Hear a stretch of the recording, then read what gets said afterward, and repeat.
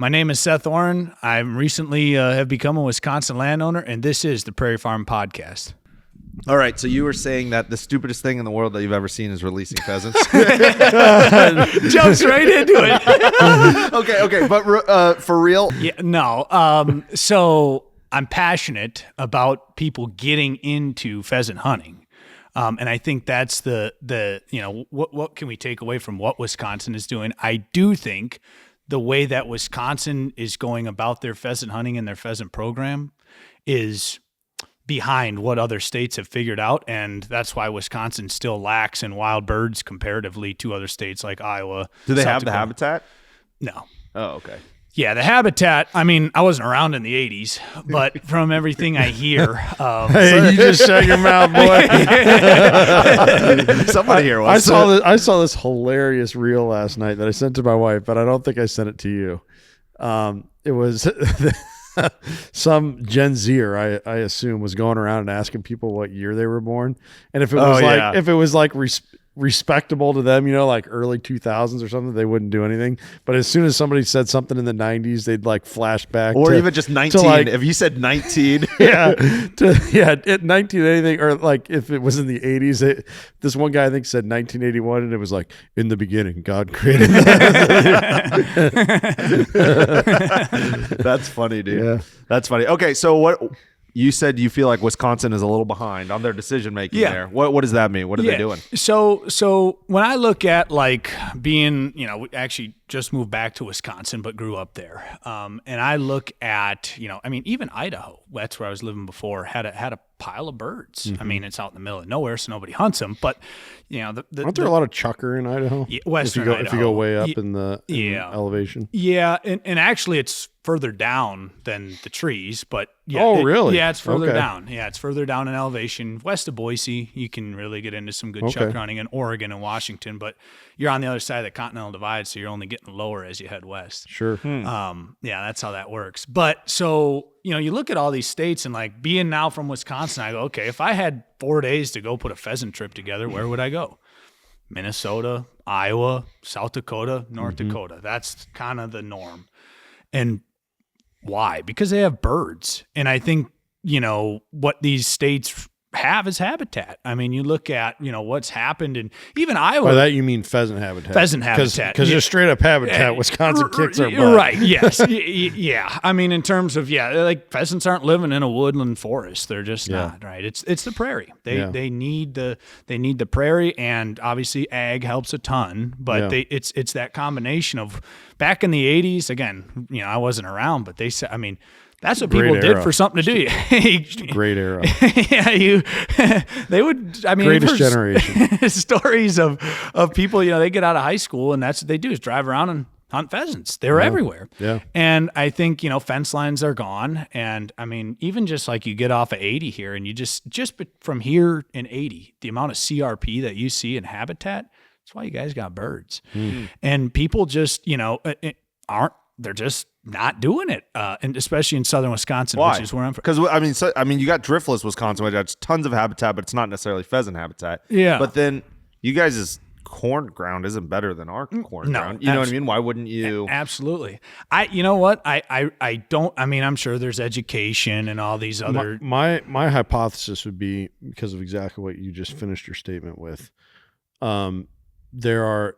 Part of CRP is it had to have been agrable at one time. You're taking acres out of production, and there's just a lot of acres in Wisconsin that never could have supported any kind of row crop. They're too wet, especially. They're too much of a topographical challenge. You guys too deal rocky. with sandy, right? Yeah, too sandy. Central part of the state gets pretty sandy. Okay. Yeah. So that old school term of wasteland or whatever. Yeah. Just ground that was not agrable. Yeah. Those acres, the ground that shouldn't be agrable was at one time in Iowa. And because the yield and hassle of farming those acres didn't pencil out, it got turned into CRP. Yeah. And so that would be my guess as to what happened. Because I mean, when you're driving along 94 in southern Wisconsin, what do they call it? You guys have a term for that area, the glacial, what's it called? It's like glacial moraine. Oh yeah, and glacial moraine, kettle moraine. They call that region. So those are all glacial features, right? Yeah, glacial lakes. And there's all kinds of ponds, and you can just see it while you're going down the interstate. Little muskrat mounds and beaver lodges and stuff like that. I mean, there's a lot of ground there that. Oh yeah, it's wet. Wisconsin's a wet place. Actually, it's funny. So Minnesota's land of 10,000 lakes. Look it up. Wisconsin's got 15,000. Yeah, I have heard that. And it's true. That, yeah. I mean, it is a wet place, and you just live in the dry places. Yeah. Interesting. Okay, so before everyone thinks that we just invited a bro on to hang out on the Prairie Farm, which is fun and we like to do. Seth, what, are you saying he's not a fun hang? No, well. Seth is actually, you've been a part of, is it Agri-Manager? Agri-Manager, yeah. Agri-Manager. So you've stepped foot on produce farms across the U.S. Yeah. Like East Coast to West Coast, all the way. East to West, and honestly, everywhere in between. Literally everywhere in between, East to West. So this is with our rabbit trail earlier. Central Wisconsin, obscene amount of cherries, right? No, cranberries. Cranberries. There you go. There are cherries too. No, I was thinking that's more western Wisconsin, isn't it? The cherries. There's some in western Wisconsin. The cranberries. Cranberries. Yeah. Central and western. Yeah. Center part of the state. So Wood County, Wisconsin specifically. Okay. Which would be like if you wanted a town like Pittsville. Which is the exact center of Wisconsin. Yeah. Oh wow. Yeah. The exact center of Wisconsin. It's the Pitts. Yeah. It's called Pittsville. Yeah. What a place. Yeah. There's a Pittsfield in Illinois. Pittsfield, Illinois. Yeah. Huh. Well, so my question, you get corn or soybeans, you get monoculture after monocultured field after monocultured field, thousands to millions of acres. Not good for the land. Right. What about cranberries? You get so acres and acres and acres covering several counties. What's that like in the land? Yeah. I've never been there. It's very interesting. I encourage, let's debunk the largest myth in cranberry production that there is. The big myth of cranberry production. Here it is. People think they grow underwater, and they don't. People think that? I would bet 8 out of 10 people probably it's think. because of the ocean spray commercials. They show, right. That's the only part they show. They show that old duffer out there in his waders. Yeah. And he's standing with a flooded cranberry field up to all the duffers out there. We don't discriminate against you. You guys are dear to us. Okay. Yeah, that's fair. That makes sense. So a lot of people think cranberries grow underwater. They don't. The fields are dry, right? And they're a marsh crop. And so they need a lot of water, but they don't grow underwater. The only time that they're underwater is for harvest, because the ones that are ripe and are, good float. That's why they put the flood on. So if they're bad berries, they sink. If they're good ones, they float. So they will literally just flood the fields. Yeah. They'll put a 3-foot flood on. Yeah. So the cranberries already just kind of detach from the plant. Yeah, they'll there's their harvester. They'll kind of stir it up, and there's rakes too. You can kind of hit the plant a little bit to break them loose. But by nature, they'll float. I mean, I think that was, I don't know this, don't quote me on this, but I think when you look at the actual plant and why it turned into what it is because when you'd get a wet fall and that berry, which is just seeds, would float on the water, and eventually it's going to sink and the seeds would become viable and grow another cranberry vine. Interesting. Cranberries are a fascinating thing. And it's one of, I think, the few fruits that are actually native to North America. Very yeah, they're not introduced. They're native. I've been thinking for a few years we need to do a cranberry episode. Oh yeah. Come on up. Yeah, get us connected with a good cranberry. I got a lot of friends. Yeah, up there. When's harvest season for them? They'll usually September, October. Yeah. Dang it, we can't go help with that. No, that's never gonna happen. Yeah. Well, maybe you guys can, but I cannot. Of the produce, what's the biggest nightmare produce to grow and harvest? Well, you were telling me broccoli is 12 hours. Yes, yeah. So these really difficult crops are going to be the ones with really small harvest windows. So broccoli is one of them, because basically what you're eating on broccoli is when you harvest it, you don't want the flowers to open up. And that's the little buds in the head of broccoli. It's just closed buds and then it'll flower. You want to get it right before those flowers. Otherwise, it's worthless. Got the best. That's when, it's just palatability. It's palatability. Yeah, it's flavor. It gets bitter quality flowers. Control, basically. Yeah. What is it if it's not quite ripe? What's wrong? What if you hit it 24 hours too soon? That's called cauliflower. You didn't know that? No, you're not just messing with me. I had a garden growing up. No big. I mean, it's just yield. Just, I mean, it's just yield. It's smaller, it's less weight. But broccoli's tough. I mean, there's some really intense operations out there. Lettuce is another one that it can be. I mean, and this is where we'll go down a deep trail of West Coast ag compared to East Coast ag I'm and Midwest. here for it. Can I file a petition to stop qualifying iceberg lettuce as food?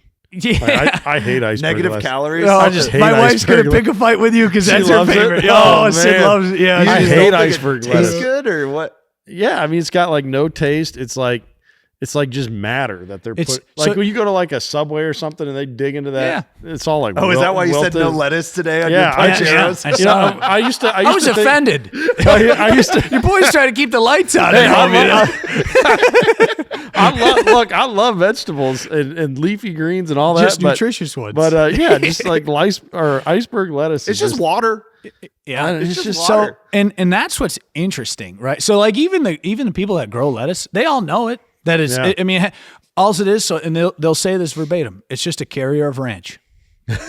Just a carrier of ranch. That's what It's they a call it. landing spot. It's for a landing croutons. spot for ranch, and it has a crunch, and it's amazing when you. I love dive- other kinds of lettuce. Yeah, Romaine is great. Your romaine's good. Yeah, you what's- got your what's the- butters, your frisays, your Yeah. all sorts of fun stuff. Those are great. Yeah. I just It's hate iceberg He's got it lettuce. out for iceberg. Dude, and it- you don't know how many packs of iceberg lettuce I ripped apart at Olive Garden. There's an yeah, unbelievable I believe amount you. of. Lettuce is such an interesting crop, despite Ked's laments about it. Only iceberg. All the others are great. So I think first of all, like in how I got involved in this whole produce ag deal. I mean, there's not a heck of a lot of produce from Rock County, Wisconsin.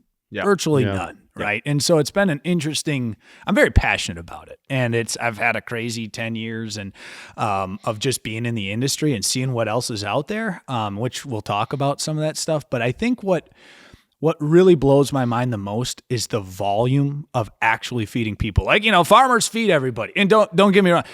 But like when you see something that somebody is really going to eat and you see the volume by which we produce in this country, it'll blow your mind. And, Interesting. And so it's cool. So Yeah, we grow a lot of the world's cheese. It's right here in Iowa. That's so stupid. Okay, here's a question for you. Yeah. Because our last podcast that dropped this last Friday yeah. was Megan McKay.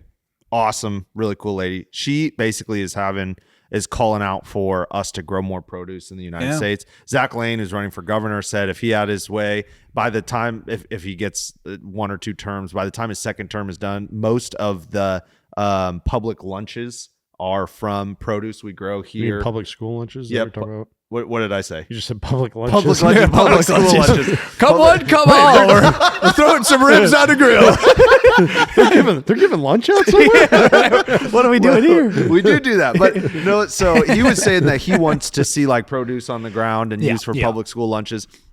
So here's a question: if Iowa got into it, I mean, there's a lot of infrastructure issues there, but if Iowa got into it, would that ruin the produce market for a while in the United States?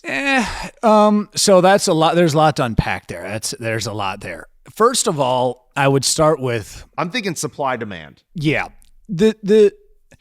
let me see how do I want to unpack that. So first of all, I think more of your produce that you consume in the United States is like more of it is from the United States than you probably realize, or very close to the United States. Like Probably has to be, right? Just because of the shipping is logistics. I mean, you get your berries this time of the year. Your blueberries, they're coming from Chile. Because their season is opposite of us. What about right? strawberries? Strawberries, I mean, Florida does a nice job. There's a little bit coming out of Mexico right now, but it's not far over the border. And then you got, there's a bunch on the west. But yeah, I mean, more than you would think. Like in the summertime, Pacific Northwest, California, huge berries, huge. So like more of your produce and what you eat is probably winter for us is different. How in much the do Midwest. hydroponics factor into the produce supply chain? Not much. That's Little. actually kind of good to know. Less than 10%. Yeah. That's interesting. Yeah. I mean, I would have expected much more than that. Yeah, there was a boom and like where everybody and their brother was doing it. Yeah. I think the biggest problem is, so there's Every high school ag class in the Midwest was doing it. It's interesting. I was one of those guys. Yeah. You know, I was fascinated by it. Like, you mean I could grow lettuce in Wisconsin, right? I was Iceberg lettuce? It was iceberg too. It was, and I was pumped. And I think the biggest thing is there's two issues I see with hydroponics. I'm not against them. If somebody can figure these two things out, figure them out. Biggest one is cost.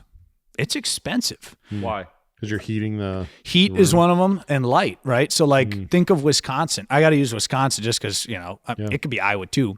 Think of how short your days get in the wintertime. You got to supplement all that light that you're getting in the summertime to push a crop. And that's something I think people miss out on, and it's like how perfect our agricultural system is of how we've timed everything. If you want to do something really interesting, this is a little nerdy, but Google Alaskan produce sometime. Because the days are so long, they literally grow like 30 and 40 pound head of cabbage. I mean, they're huge. They have to compensate for because they're not going to eat anything for 2 months. Yeah. So it's like everything just gets huge. That's really because there's 20-hour days, and so it's like that's how like I could go down a whole nother trail of how perfect agriculture is for us. You know what I mean? What do you mean? How perfect agriculture is? Because you're talking on the podcast, I would argue the other way. Yeah. So how perfect it is to be where we are, right? Any closer to the sun, we wouldn't have seasons. Oh, yeah. And, you know, if we didn't have... Oh, you're saying how the Earth is tilted on its axis and its distance from the sun. Right. Think of our... It's perfect for our agriculture. And how we have this darker period in the winter with cooler weather, right? That our plants can... And different seeds can go to the dormancies, and like we wouldn't have apples. We wouldn't have all these things without Earth being the way it is. Yeah. And it's really interesting. And so you pair that with... You know, okay, now we need to feed ourselves year round, because remember, and this is actually hard for me, you know, to even comprehend is, you know, back in the 40s and 50s, people in the Midwest, you didn't eat a salad in the wintertime. Right. There was no such thing. You know, you ate potato, you eat root crops, I mean, your diet has totally changed. We take it for such granted now that we can bring strawberries in from Chile in January if we want strawberries on whatever it is. I mean, that wasn't a thing. Great point. Yeah. It was never a thing. 18 different kinds of jam, let alone just getting jam at all. Right, yeah. I mean, so it's all totally changed. And honestly, not even that long ago, I mean, I saw something that said Wisconsin, Florida, New York, and there might have been one other state in 1970 something was like 10% of the nation's lettuce production. Huh. And now it's, I mean, virtually none, you know? And so it's all changed. Like so where's it coming from now? California, Arizona, though a little bit left in Florida this time of year, but like our food has changed. What we eat has changed. What we have, like we were snacking on dates. I mean, Wisconsinites don't eat dates. It's just, you know, now you have the ability to, you know, it's just, it's all what we can produce and where through genetics and all these things has changed. And I think, you know, I'm generally like an optimist on a lot of stuff. Like I think it's for the better. I mean, I really think it is. And, you know, and being, you know, okay with change is a lot of times opportunity. Now, a knock I hear all the time, and I've been hearing for a while on that last part that you said that would challenge your optimism is a strawberry today has a fraction of the nutrition value it had 60 years ago. Is that a real concern? And if so, to what degree?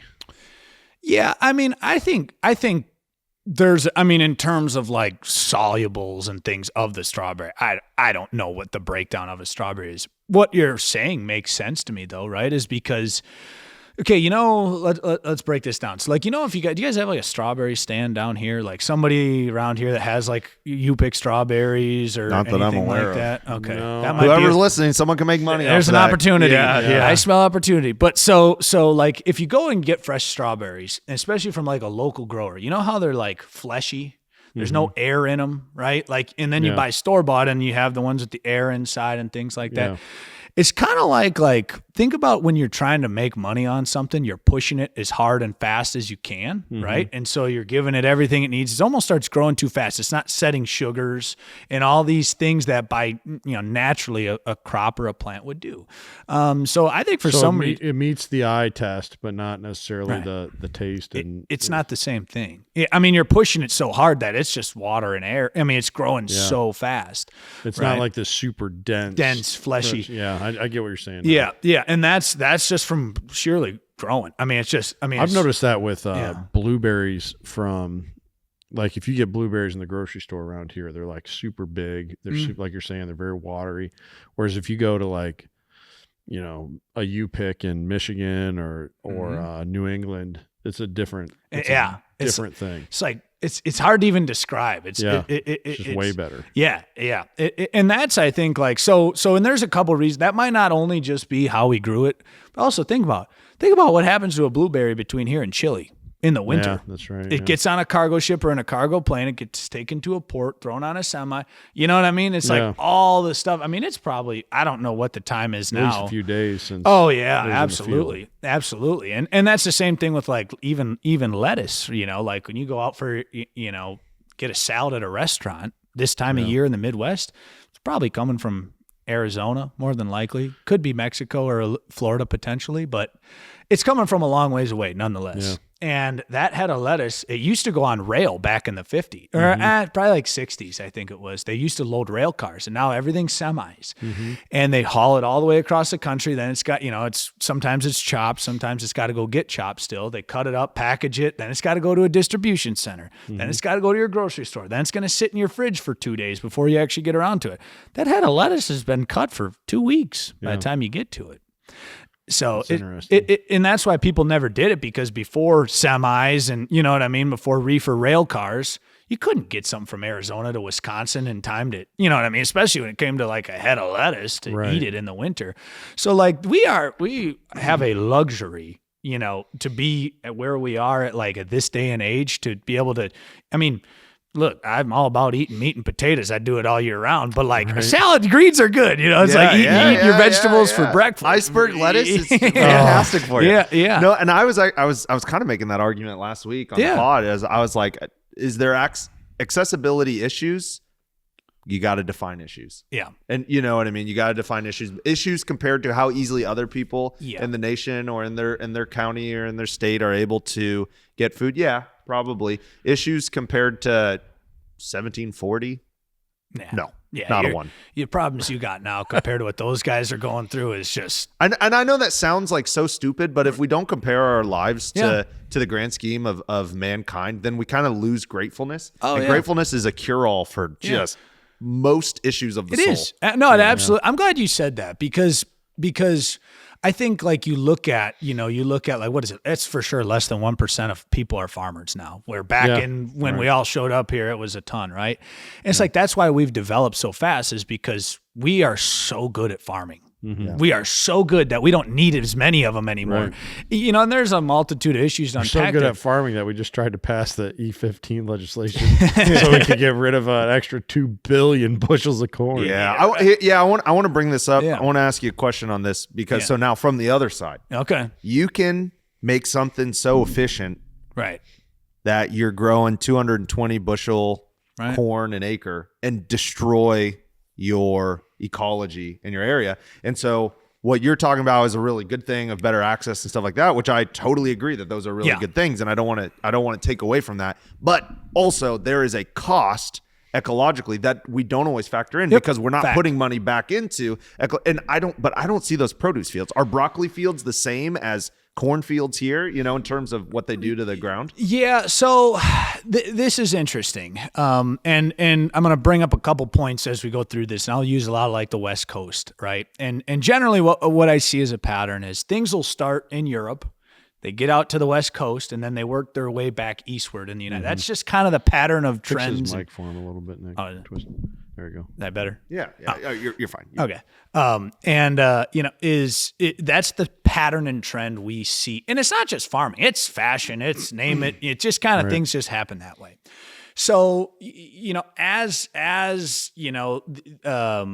we see these trends happen, right? And what's going to happen, because it's happening on the West Coast, is the regulation comparatively of the West Coast to Midwest ag it's incredible. One of the reasons why I think it's true is you farm in the desert, right? So you don't have a lot of water to begin with. So you better be a good steward of the little that you have. And I'm not, trust me, I'm not out here promoting a bunch of regulations and all that, but they are necessary, right? And we have to follow and be good stewards of the land. And so like, you hear that, Nick? Regulation is needed. Well, I don't to some degry. I mean, I'm not big anarchist. The average Joe actually isn't an expert on everything. I like that.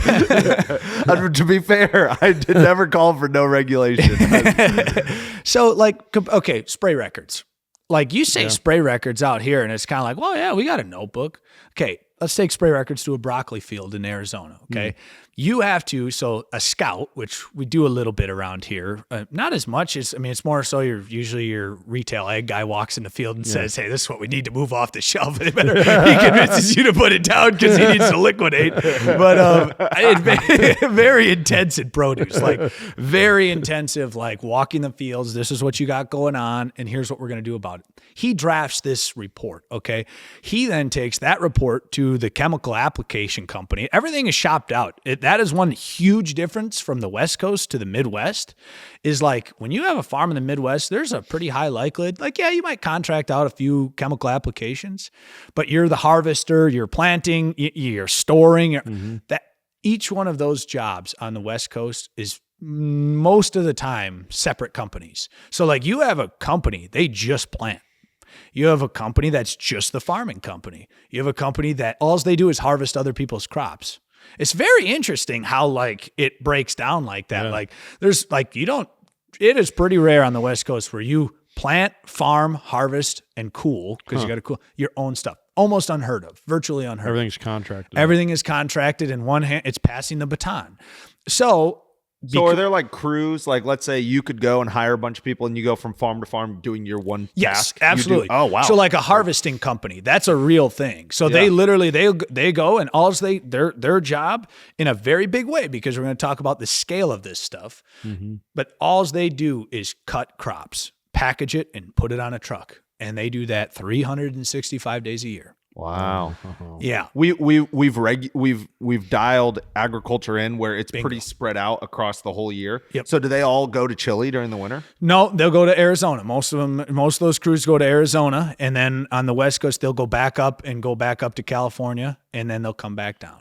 Yeah. And I think people probably, myself included, could be like, it's not a bad way to make money, but I'm guessing there's not a lot of time to look around and smell the roses while you're working out. You're just going like a machine as fast as you possibly as you can go, and your timing has to be perfect. Well, how does the farmer make because our farmers go out and they check the corn cobs every 2 days, figuring out when they're going to harvest.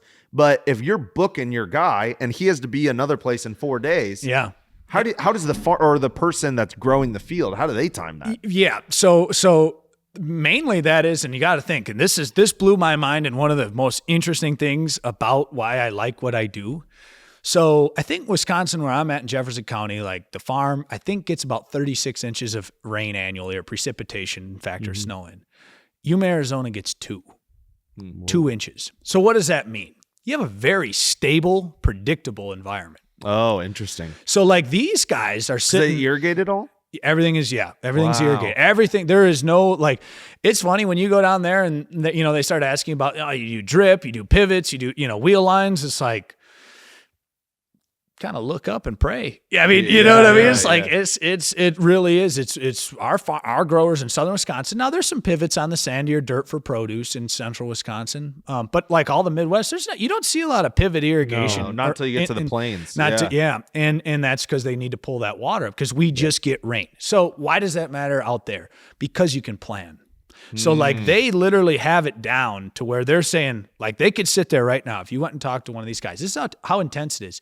okay, you said, okay, what are we doing next year? And we're still in January. They probably, with some pretty good reasonability, could tell you on October 23rd of 2026 where they're planting, how many beds, when it needs to be shaped up, to make the bed, and when the water's getting turned on so the planting company can come in, down to the day.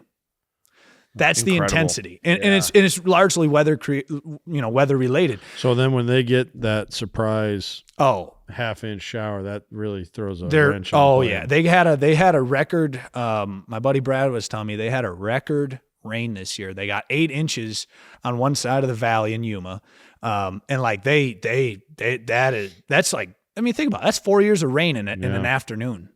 They just don't know what to do. Yeah. And so it's very interesting when so that's how you can get away with breaking everything up, because it is how do you time a broccoli harvest when you only have a day window? Because you knew the day you planted it. So it's that predictable.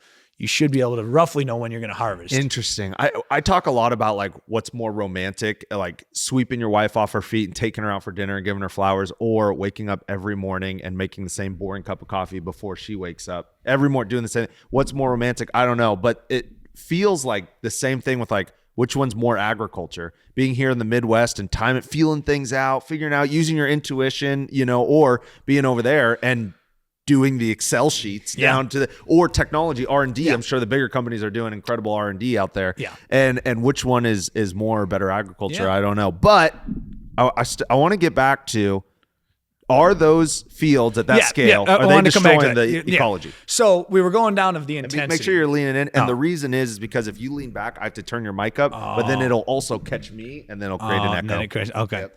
So, and I wanted to get back to this.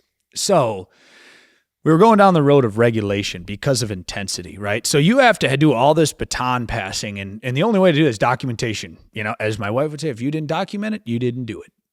Yeah, kind of a good rule to live by. I heard that the other day. I was like, I was like, oh yeah, that actually makes sense. That's like a great MO for your company. Yeah, too. I know. That's For anger management, like I'm gonna start telling people that. Yeah. I might steal that. I think it comes from the hospital world, which makes sense there too. I mean, Could I just document stuff I didn't do, like right on the fridge? I did the dishes tonight. I tried that. It doesn't work. I don't know what happened. I did it. The Bible says love is keeping score. Something about that. So anyway, there's all this regulation. So the scout walks the field. He says this is what's in the field. He hands that piece of paper to the spray application company, a separate entity. They fill out, here's the recommendation of what we think we should do about it. They sign off on that part. They send that to the grower, who then, is signing off saying, yes, we want to do this to the field, and I will turn on the water to make sure that we can water it in. So it's called an Arizona 1080 if you want to look it up. Okay. But it's a piece of regulation. And so what do they have is, it is so dialed into the exact amounts of what they need from, accumulation of pesticides, accumulation of fertilizers. We got to do it. We got to eat, right? But how can we minimize our impact? Now, the other advantage they have down there is it's sunny all the time, right? So this is something that we miss in the Midwest, because it's like you got you got the 4 months up here to make it happen, or you didn't make it happen. They got 3 growing seasons down there. Yeah. So they can rotate and rotate. They might grow broccoli on a particular block this year. They won't see that same block with broccoli for 8, cycles of crops. You know what I mean? Like they can really, I know a lot of people in Georgia even just, same type of thing. They can farm a couple times throughout the year. They'll be on a 5-year rotation. So those are the advantages just that they have just by being where they are. But then you encompass that with, okay, it is intensely regulated where if the scout screws up, this guy can call him out. If the chemical company screws up, the grower can call him out and the scout can call. It's very like a checks and balances system where, unfortunately, in the Midwest, like I'm not a huge advocate. I'm just saying, do people really do what they're saying they're doing? Like how many people up here, they don't get audited. There's you never hear of a grain grower getting audited. Yeah. Well, right? the problem is if anyone even began to put that in regulation, they'd be out. Oh, they'd be out. Yeah. That's so against the Midwestern culture. Absolutely. And that's, I think, the reason why, we kind of talked about this last week is, so why don't people just start growing cabbage? To your friend, your friend that you said was saying grow more produce. Oh, Megan. Yeah. Megan. Yeah. And I'm all about it. And like, is it going to crash? That's really where we started was, will it crash the markets?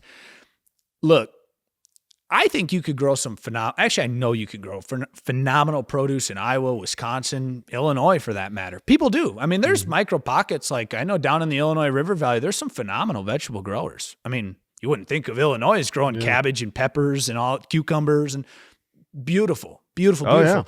What they've figured out is how to get through that regulation piece, the documentation, the food safety audits, the logistics. So the people that already got it figured out, they're always going to be they're going to be several steps ahead. Exactly. Somebody, whether it was them or in their family, ripped off the Band-Aid and said, we're going to figure this out. And that's a real thing. Regulation kills small business. Oh, it faster absolutely than does. anything else. Absolutely. And we hate big business. Yep. But then in order to have big business, you either have to prop up small company, like you have to have a Kickstarter or something for them to go, or you got to get rid of regulation. Nick's regulation rant. He's just mad that the health inspector keeps getting called for his coffee shop. That is just not true. My wife is a queen. She that place is pristine, but but in all seriousness, we hate Walmart has all this stuff, but it's like, well, it's either that or your regulation. Which one are you willing to give up? Are you willing to get botulism more often? I can't believe you haven't said your favorite phrase: safety or freedom. Safety or freedom? I mean, it's safety or freedom. Think about it. In the West, they're all business people, and they said safety. And in the Midwest, we said freedom. We said, look, I want to do on my land what I want to do with it. And that's part of the issue of what we're fighting with conservation. But I'm the first one to say, there is not a perfect stroke, thing to do. No, there's not. And everything is balanced, right? And I like your Walmart example because it's like, again, I'm not out here promoting regulations, but think about it. Okay, I heard this. Walmart, of all people always ask me, where should I be buying my produce? We're not endorsed by Walmart, by the way. But Walmart is probably some of the most stringent regulations, which you wouldn't necessarily think. But when you think about it, there's a statistic that says like 28% of Americans buy their produce from Walmart. Wow. That's over a quarter. So they better be knowing what's going on with all their producers and market, and Costco is really high on the list too. I mean, from, and I won't say anybody, they do a nice job. I mean, they really do. Like, it has to be that way. Does anybody not do a good, you don't have to say their name, but entities that are like, there's some people that there's stuff slipping through the cracks all the time. So, and it wouldn't be who you would think. So, okay, so here's a question though. So we had Austin Frerick on. You know who that dude is? Highly recommend reading. You got to read his book. Yeah, Honestly, Seven Barons. You could get I think it's a 6-hour listen on Audible. I'll listen. So, I struggle with the reading. I can listen on your way back. Okay. On your way back, you'll really enjoy it. Yeah, and we interviewed him, and of the 7 barons, we said if you could eliminate one of them. His point was food monopolies, right? And that happens. I got a whole story about that. And he said, what would you do? We're familiar with monopolies. In the native seed market, it's so small. It's easy to accidentally. There's a couple crops right now we have a monopoly on, not because we're the only ones that grow it, but because the only other 2 people that grow it, their crop failed this year. So it's like, and that it happens everywhere. Especially so farming. We said, who would you get rid of? And he said Walmart. If I had to pick one, I would get rid of Walmart because of the percentage of food that goes through. And it feels like it's lower quality, but specifically, if I remember correctly, it was specifically meat, which I know is a little outside of your range because they're doing their deals with Tyson, and the pork there isn't nearly as high quality as and just all these things. So whoa, that's quite an accusation there on behalf of Tyson. Well, I have a good friend who worked at Tyson for a long time, and just vicariously from him, I will not be allegedly. Let's just use that word allegedly in there. Allegedly, he told me some stories, and so vicariously, I will live my life through him. I will not buy Tyson chicken, but the wow, now it's chicken. He started with pork. Now he's going after chicken. No. Tyson's not as big with they do a bunch of pork, but they're not nearly as big with pork as they are. Well, that's chicken. where he started, though. He said pork first, and now you're talking about their chicken. Well, I was trying to. I'm just trying to make it easier for the prosecuting attorney. That's where you go. And this is possibly, potentially, maybe, perhaps true. That's right. Okay. Well, what I'm doing with the pork is I only have 2 anecdotal experiences with it. I'm comparing it to pork that we got from Manitoba. And I'm comparing it to Larry Terpstra, who came on the podcast and said he's like pork's not the quality's not the same, and he talked right, about but that's not just a Tyson problem. I think you could go to any confinement raised pork dealer and compare it to what Matt Hatala is growing and walk away saying, I'll take Matt Hatala's 10 times out of 10. I think you're right. The problem, it's not just a Tyson problem. Well, it'd be the big four that we've talked about before in the podcast. But the problem with a company similar to Tyson is they go, okay, this is what we're going to pay for chicken, right? This is what we'll pay you for chicken. And then the problem becomes, well, then either you have to literally grow 10 million chickens a year, or you can't afford at those prices with Tyson. So that's where Tyson comes into play. Thank you for making me flesh that out. I'm not anti-Tyson. It just kind of came across that for my own personal life. And big ag is just sticky. I mean, you know what I mean? Here's big what's processes, cheap prices. Yeah. The end consumer loves the cheap other prices. reason that I think it's important to say this, it wasn't just a quality concern with Walmart. In the book, yes, the monopoly side of it is a big part of why these companies are probably the number one reason they're in the book. But then it's the other back channel bad behavior that can It's not because they just did business so well that they kicked everyone's butt. Right. But I'll fend off tooth and nail Walmart's first 25 years. I think Sam's a legend. Well, and they're a player. I mean, it's interesting on produce, right? Because okay, you walk in a section of produce and you see, let's just take potatoes for example. You want a different crop? This gives me a good idea that we could work into what you're doing right now. Oh. If you hear people all the time talk about, this is how you know you're old, about which grocery store is the best, right? Oh, yeah. Once you start doing that, you officially know you're a geezer. You've entered duffer territory. Yeah. And it's usually who has cheaper gas. So as somebody who's in the produce industry, when you walk into a grocery store, oh man, and you want to know, this place is got it going on. Yeah. Or this just go ahead and turn right back around. Yeah. Give us the insight. What are you looking for? So it's the same with a restaurant, in my opinion. If you Cisco. If you see that Cisco truck out back, showtime. Grab two carts. My wife and I had a long conversation about Cisco yesterday. Anyway, sorry. Yeah. So I mean, I really think I just had somebody tell me this one time. If you want to know if you should be eating at a restaurant or shopping from a grocery store, first thing you do when you walk in the store, go to the bathroom. They got a dirty bathroom. They can't figure that out. They got to dirty everything. What if a little extra fertilizer on them iceberg lettuce? What if it's your friend's house? Just asking for a friend. Sorry, I couldn't help it. Okay, wait. That's you're meaning to criticize my living quarters? No. That's funny. Okay, so that's really what you. Oh yeah, because think about it. So all the food, it really doesn't matter where you buy it from. It's mostly the same people growing it, the same people cutting it, the same people, cooling it and shipping it. Even if they got different labels. Oh yeah. Wow. It's all private labels. It's all, honestly, seriously, buy whatever's cheap. You know what I mean? It's I all wondered coming that for this. a lot. Oh yeah. What's your biggest decider, Kent? For produce stuff? Yeah. Well, I don't do a ton of the grocery shopping at my house, but my wife, she is big on, so first of all, just determining if a grocery store is a place she's going to go or not is the produce section. Yeah. If it's in her mind known for bad produce. Yep. She's not going back. Yep. Very common. And what she's looking for is basically fresh stuff. Stuff that's well stocked. Yep. Good variety. Not a lot of damaged and stuff that's been left out maybe a day past it when it should be. I could definitely name some companies here in Iowa that do not make her list. I'll leave all the lawsuits. You guys, you'll see him in court. You'll be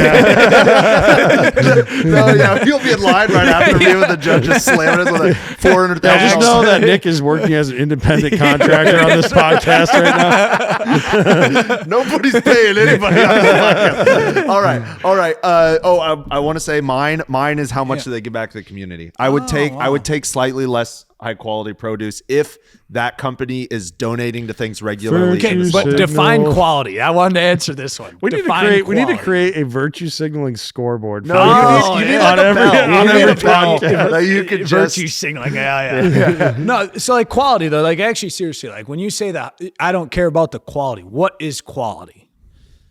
Oh man. So two things. I'm very interested because everybody defines Also, it how would you differently. like it if coffee shops were graded the same way? How much they're giving back to their community? We would do pretty well. We need to send some. If you're a nonprofit and you're looking for some donations, head over to Spire. No, and to be honest, Danielle and I had a bunch of conversations about this. We decided to pick a couple places and donate a bunch Yeah, of money. you actually there talked you about go. this in our episode with Megan. Okay, yeah, great. Yeah. So, man, I don't even remember. I just virtue signal so often. I don't remember when I do it. The truth is, I actually virtue signal more than most people. virtue signal. It's like watching TV on TV. Here's and this is. I mean, my friends have to deal with this every day. This is what my life is like. I think through my decisions thoroughly, and then I become convinced that they're correct, and I need to let people know. And that's but it's just like I think about the stuff that I'm doing. funny. You know what I mean? I sit down and I journal about it a lot too. Anyway, so there's two things. One, I eat for sustenance. I have like the lowest standard of food of all time, both taste and quality. Secondly, Missing out on a lot of living there. yeah, that dude, my wife she saves me. And secondly, it'd basically be how close is it to ripe? Like Okay. I want to get something like bananas. I want to see that there are some I can eat today and tomorrow, and some green ones, so you can Interesting. buy two. Okay. Avocados, same thing. In the same bunch? You want all that? in No, the right same- next to each other. You know, on the Okay. you know what? Yeah. So you're buying 2 bunches of bananas, one for Yes. next week. Yeah, one for this. everybody should. One for right now and one for in 5 days. Yeah. Oh man, I just taught Ken how to live life, man. No, I just no. Caitlin takes care. we buy one bunch. I'm sure they We're a don't. one-bunch 4 family. kids, Yeah, they don't we're- last too long. No. No, yeah. Bananas are the most bought thing, I believe, we did this on a podcast a while ago, by pound Yep, and maybe I by remember hearing dollars. that. Yeah, I think. Oh, And- yeah. Yeah, but Walmart. I think it was Walmart. It was that podcast. What does Walmart sell the most of? Is Oh, yeah. bananas. Yeah, it was bananas. I think that was you guys. Yeah. Yeah, I don't could know. be. This is a long Anyway, time so ago. that's what I consider Okay. quality. Interesting. Okay. No, and I love asking that question because there's just a lot of things that go on behind the scenes, and I'm not for or against. It's just facts, right? Because Right. you got to think about there is so many people in this country, and yes, we ship produce even just like we do grain around the world. I mean, that's the United States we're shipping. There's alfalfa getting grown in Georgia and Florida that gets shipped out of Savannah that goes to China. Alfalfa. I mean, it's just things you wouldn't Yeah, think. that's the wrong side of the Isn't U.S. that where alfalfa comes from? Is China? I'm pretty sure, or at least Southeast Asia. Could be, something. yeah. Well, I'm who not knows? sure, but it, Sending it back home. yeah, send it weird. back. I guess we do that with soybeans though too. Yeah. Yeah, that's real. And I think that's what is interesting to like. So why am I saying this? Because we have to produce in such a big way, and so there are things that have to happen. Right. So that we can have in the middle of -100, what it seems like outside last week in Wisconsin, we have fresh fruits and vegetables because that's what we demand. Right. So like apples, right. When you buy an apple, generally speaking, in like June, that apple got picked last fall. It's stored and stored just like you store seed. Controlled Chilled, environment. yeah. They'll put a little wax on it. Absolutely, that happens. Huh. Absolutely. Potatoes, 9 months to a year. I mean, you're basically like when you grow potatoes and you throw them in storage, you're trying to basically clean out your storage as the fresh ones come in. Then they'll sell them all year round. So there's a lot of things that like tomatoes, classic. A lot of tomatoes are picked green and then they gas them to turn them red. Wow. Yeah, I think it's ethanol is what plants, it's the senescence hormone or whatever. Okay, it's why you don't leave like bananas. Bananas produce a ton of it. You don't leave it next to other things because they'll make them go bad faster. Wow. Yeah. I'd heard that. I just thought it was a rumor. It's a real thing. It's the death hormone. Yeah, I think it's ethanol or ethylene or something like Okay. that. We could the death hormone. look that up. Ethanol? No, Sorry. Man, he's got deep pockets. yeah, that's funny. I'm here to pick a fight with all of the Midwest. Everybody, yeah. Sorry. So we dive in and see. Okay, there's things we got to do to literally feed everybody. And number one is, okay, there's got to be some sort of storage mechanisms and things like that, right? So that we can, because it isn't a perfect system where you plant when you harvest, and there's got to be storage, right? Yeah. Especially from distribution, all these things. But there's so many people. There are so many people, and we are a wasteful society. I mean, we're in the throw it out. I wanted to get into that. Oh, we're gonna, and we will. So Also, like, Seth's the king of. We're going to talk about this soon. oh yeah, and then we get distracted. And then we'll be yeah. That's our fault. He's just too fun to talk to. All right, sorry. Keep going. So like, I mean, put this into perspective. Okay, I was in Yuma, Arizona a few weeks ago. We were working down there every day. From just Yuma, Arizona, and there are other production places, but I was told this, and I've been told this a few times. Every day from just Yuma, Arizona, in season, right now, the winter, 3,000 semis a day of produce. Wow. 3,000 a day. That's crazy. And that goes on for 100 days a year. And then when it's not, it goes back up to California, and that's just West Coast. Now take in all your East Coast growers that are doing big things right now in Florida and South Texas. But Yuma, Arizona is 3,000 a day, 7 days a week. That's crazy. I mean, so each of those trucks is 40,000 pounds roughly of produce. So I'm not good at math, but 40,000 times 3,000, 100.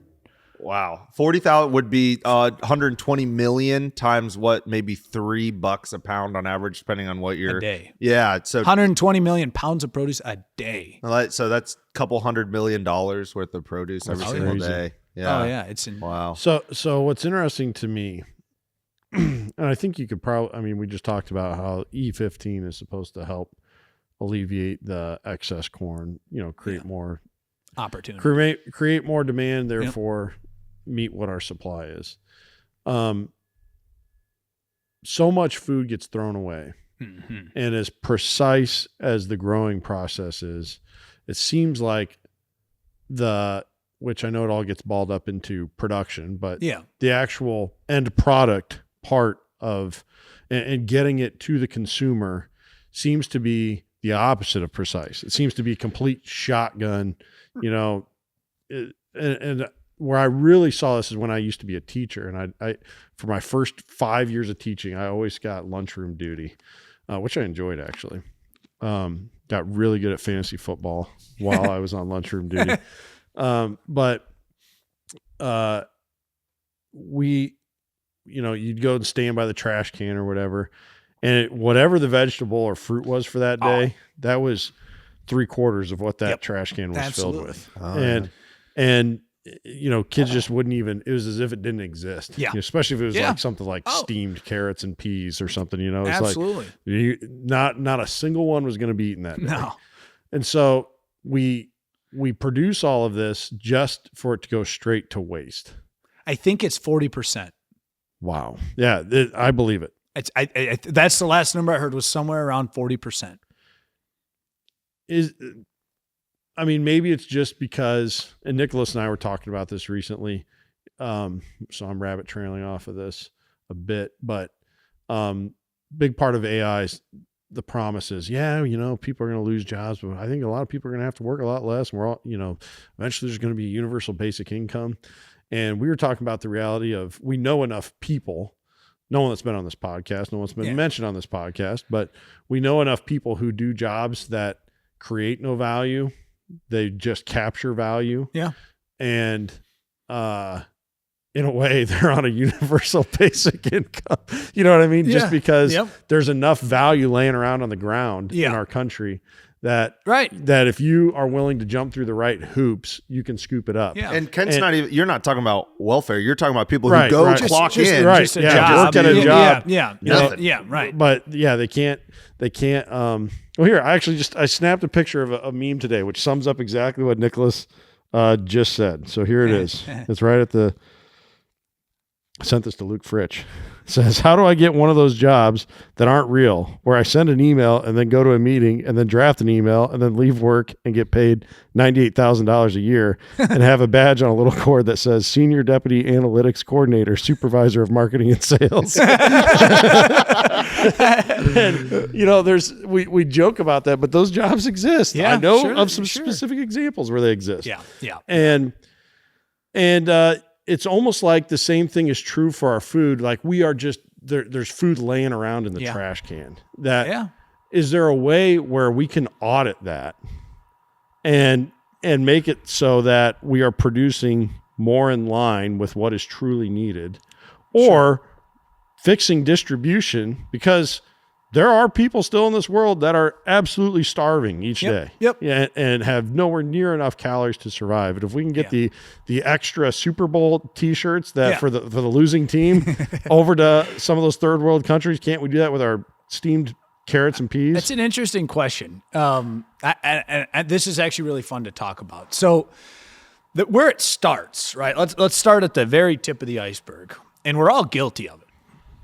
Okay, imagine this. You're walking into the grocery store. You got to go pick out. Let's just use an apple or an orange. Apple or orange, Nicholas. You can pick.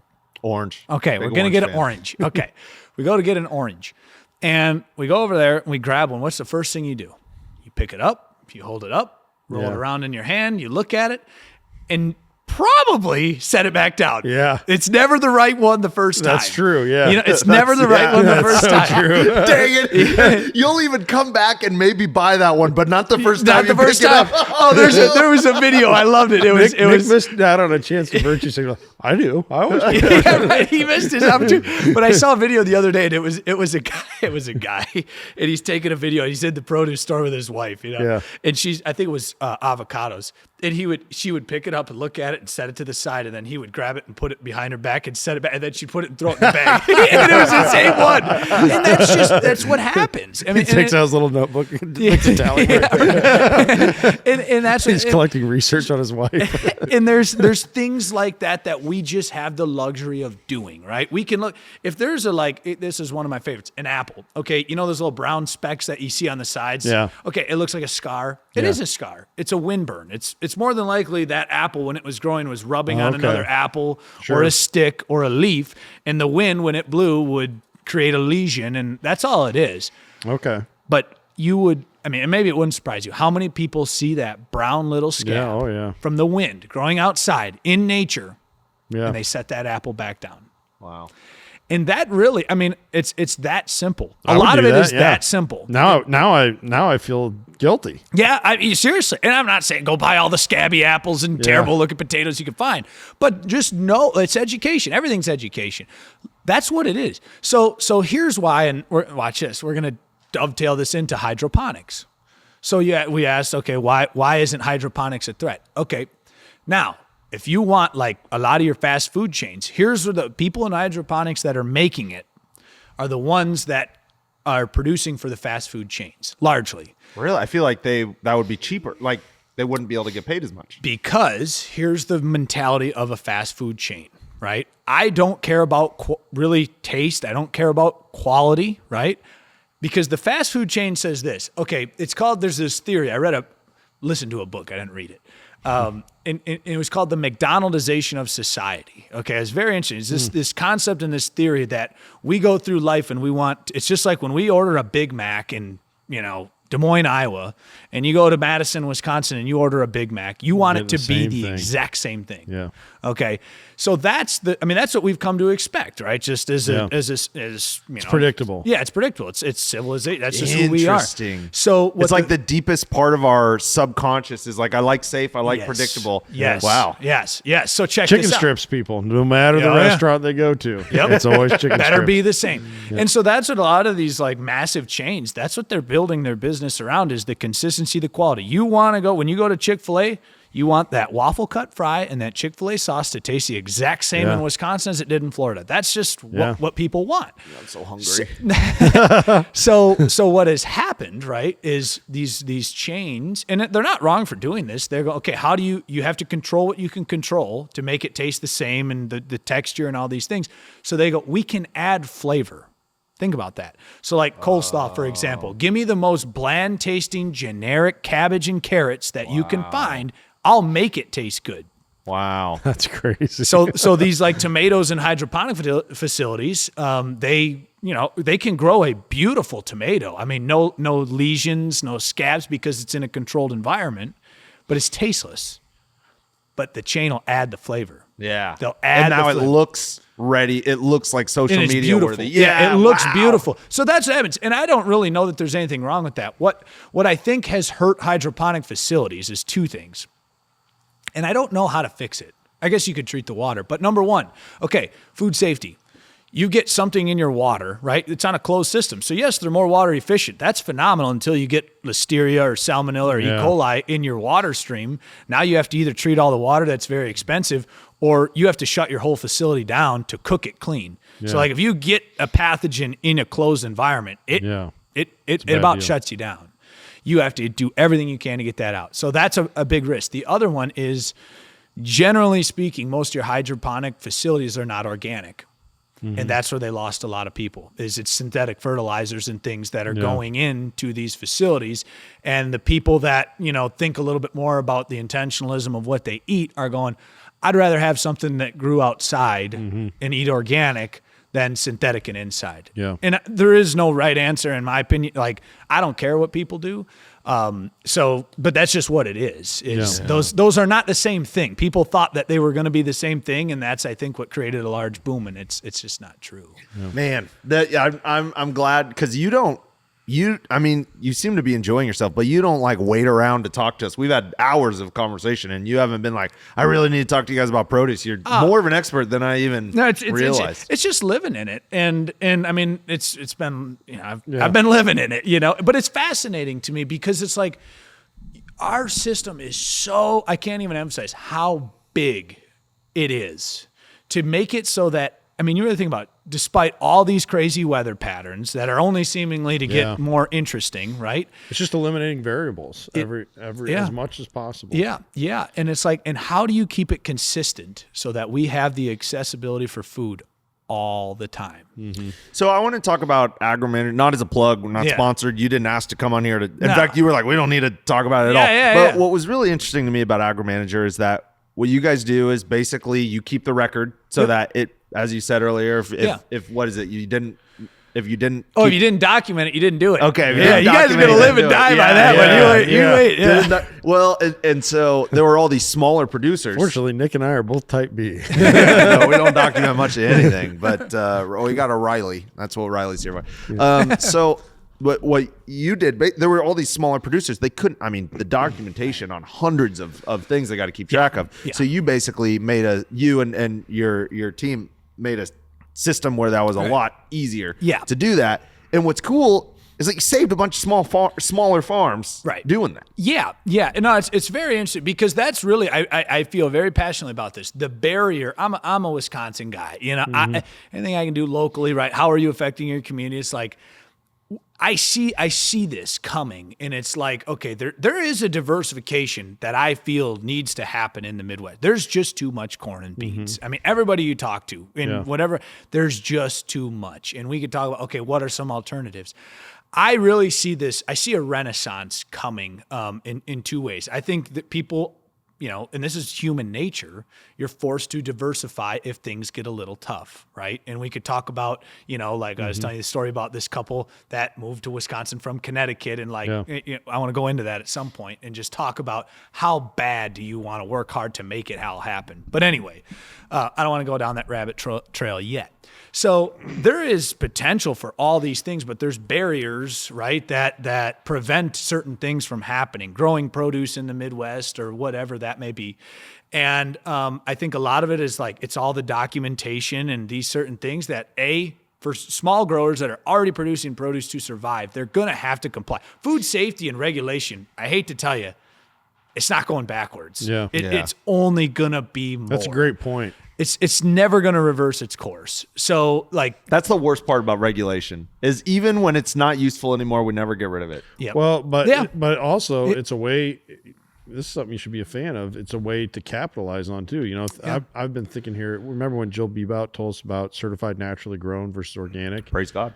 it allows you to sell your product. Yep. Or even like Aaron Van Wyk with his non-GMO soybeans. Yeah. Yeah. You know, he's able his market that he's selling into doubles the cost of his beans. But it's also a smaller Right, market, and a lot of times you got to go chase it. But there's a small number of people willing to do what it takes to be in that market. Yep. So it takes away opportunity, but it also creates opportunity. It does. And I think, Ken, I'm so glad you said that, because it's like, I think that's one thing that people, like, if you want to just, you know, there was you guys ever see that football coach from Montana State, that Bob, I'll send you a video, but he just had some zingers, some one-liners that's like, and there was vaguely familiar. Something about a woodpecker being in a petrified forest, just Oh, knocking yeah, and I looking have for seen that, opportunities. yeah. If you want to Yes. be that woodpecker, just honestly start to look at what's coming down, like in terms of regulation. Like, okay, 95, I built a living on this. 95% of people, when something new happens, what do? Complain. Yep. They push back. Yep. And there's a time and place for that. Don't get me wrong. But what about those 5% of people that said, Yeah. what if I can be the guy that does it? Right. And they're there first. And they're there first. And usually the ability to be able to do the thing. That happened in the native seed industry with the yellow tag program when it came around.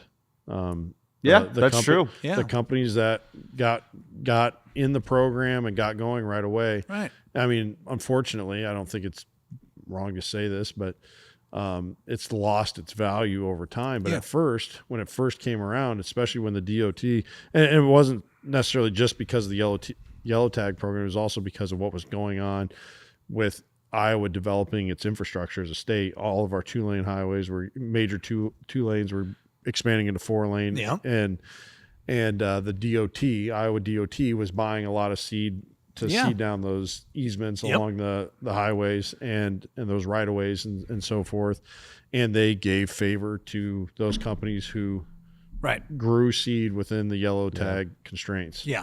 And companies that got on board with that right away made a lot of money in those days. And I see that all the time. I mean, seriously, all the time. And people, our instinct, and I'm guilty of it, hand up. It's, why do we got to do that now? Yeah. But it's like, and it's not saying just bend over and, you know what I mean? Like Right. all the time and just, okay, now we got to do this.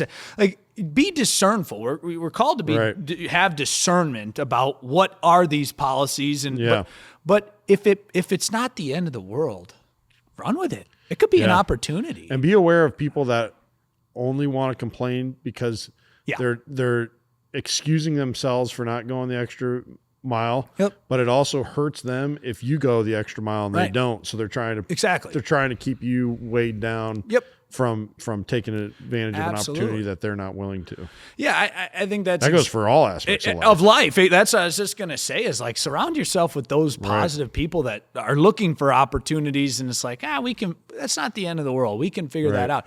I think, unfortunately, there's a lot more of the latter of, it's like, oh, we got to do this now. And it really is. I mean, there's generally a reason for some things. Now, again, I'm not saying we need to be, go crazy on some of this stuff, but that might be a very easy way to look for opportunities. Absolutely, it is. Just, opportunity usually lies within change. Yeah. With misunderstood change and guaranteed change, regulation. Yeah. That's absolutely. And you really think about it. I mean, you think about, like, I love thinking about this, and I compare this to people about competition. Everybody always asks about competition, and that's I don't know why it's just interesting to me, but competition is one of the most healthy things we can have in the United States. And people, and they go, well, what do you mean? I said, think about what your iPhone is right now. I said, the iPhone would not be what it is unless you had Gates and Microsoft doing what they were doing. That's right. I hate texting Android people, but I sure am thankful for them when the new because iPhone they gave you what you have. Comes out. And it's in all aspects of, you get somebody that starts controlling too much and you lose competition. And now what have you lost? You've lost, a diversification, and you've actually lost progress, which I think is even more dangerous. That's a good point. I actually think, and Peyton was the first one who said this.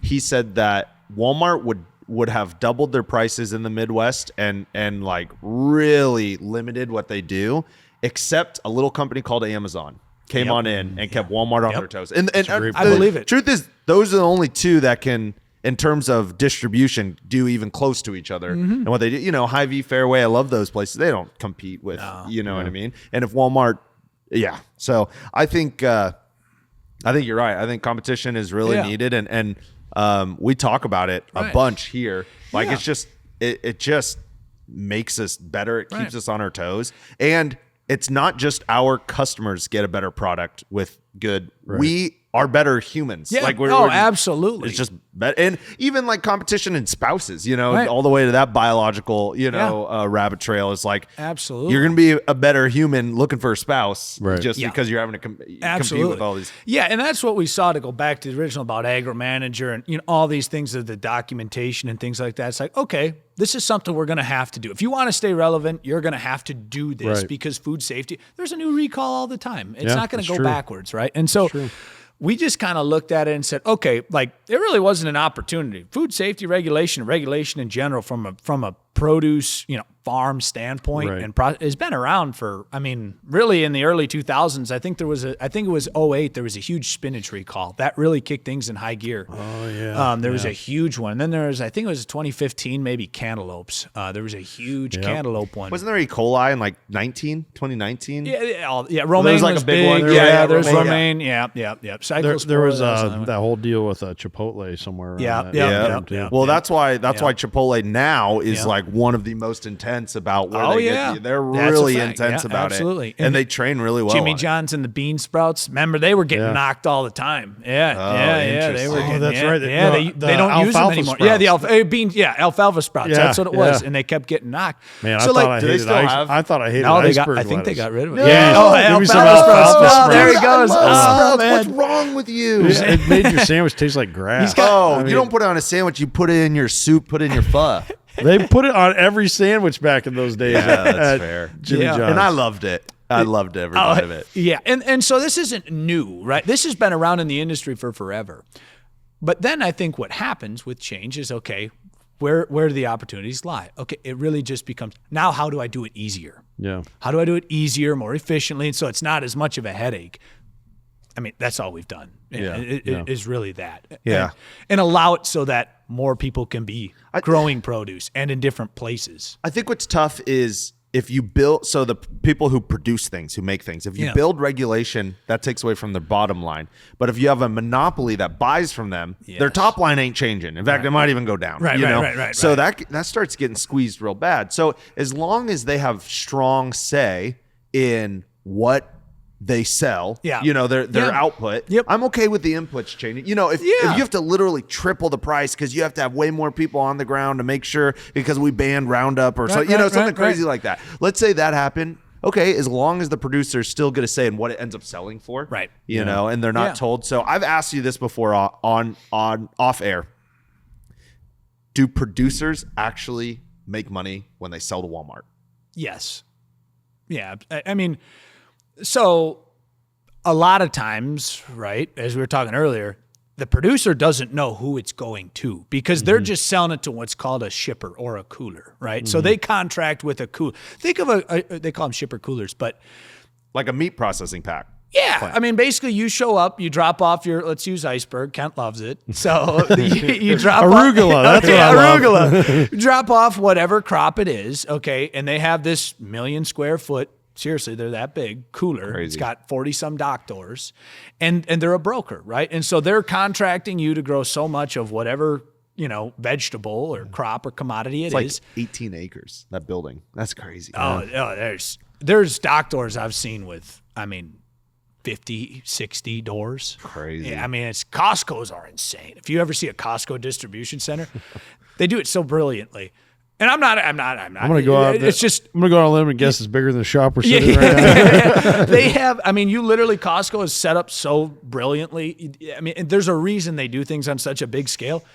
You go from it's always the left side of the building is where everything gets received, and everything going out goes out the right side of the building. Yeah. And all it does is just move to who it's going for inside the building. Have you? And so that's to answer your question. Yes, they do. Now, again, there's markets, and you know what I mean. But it's not like they're just getting gouged by these guys all the time. They'll tell you they are, but that's just poor farmer. That's my favorite.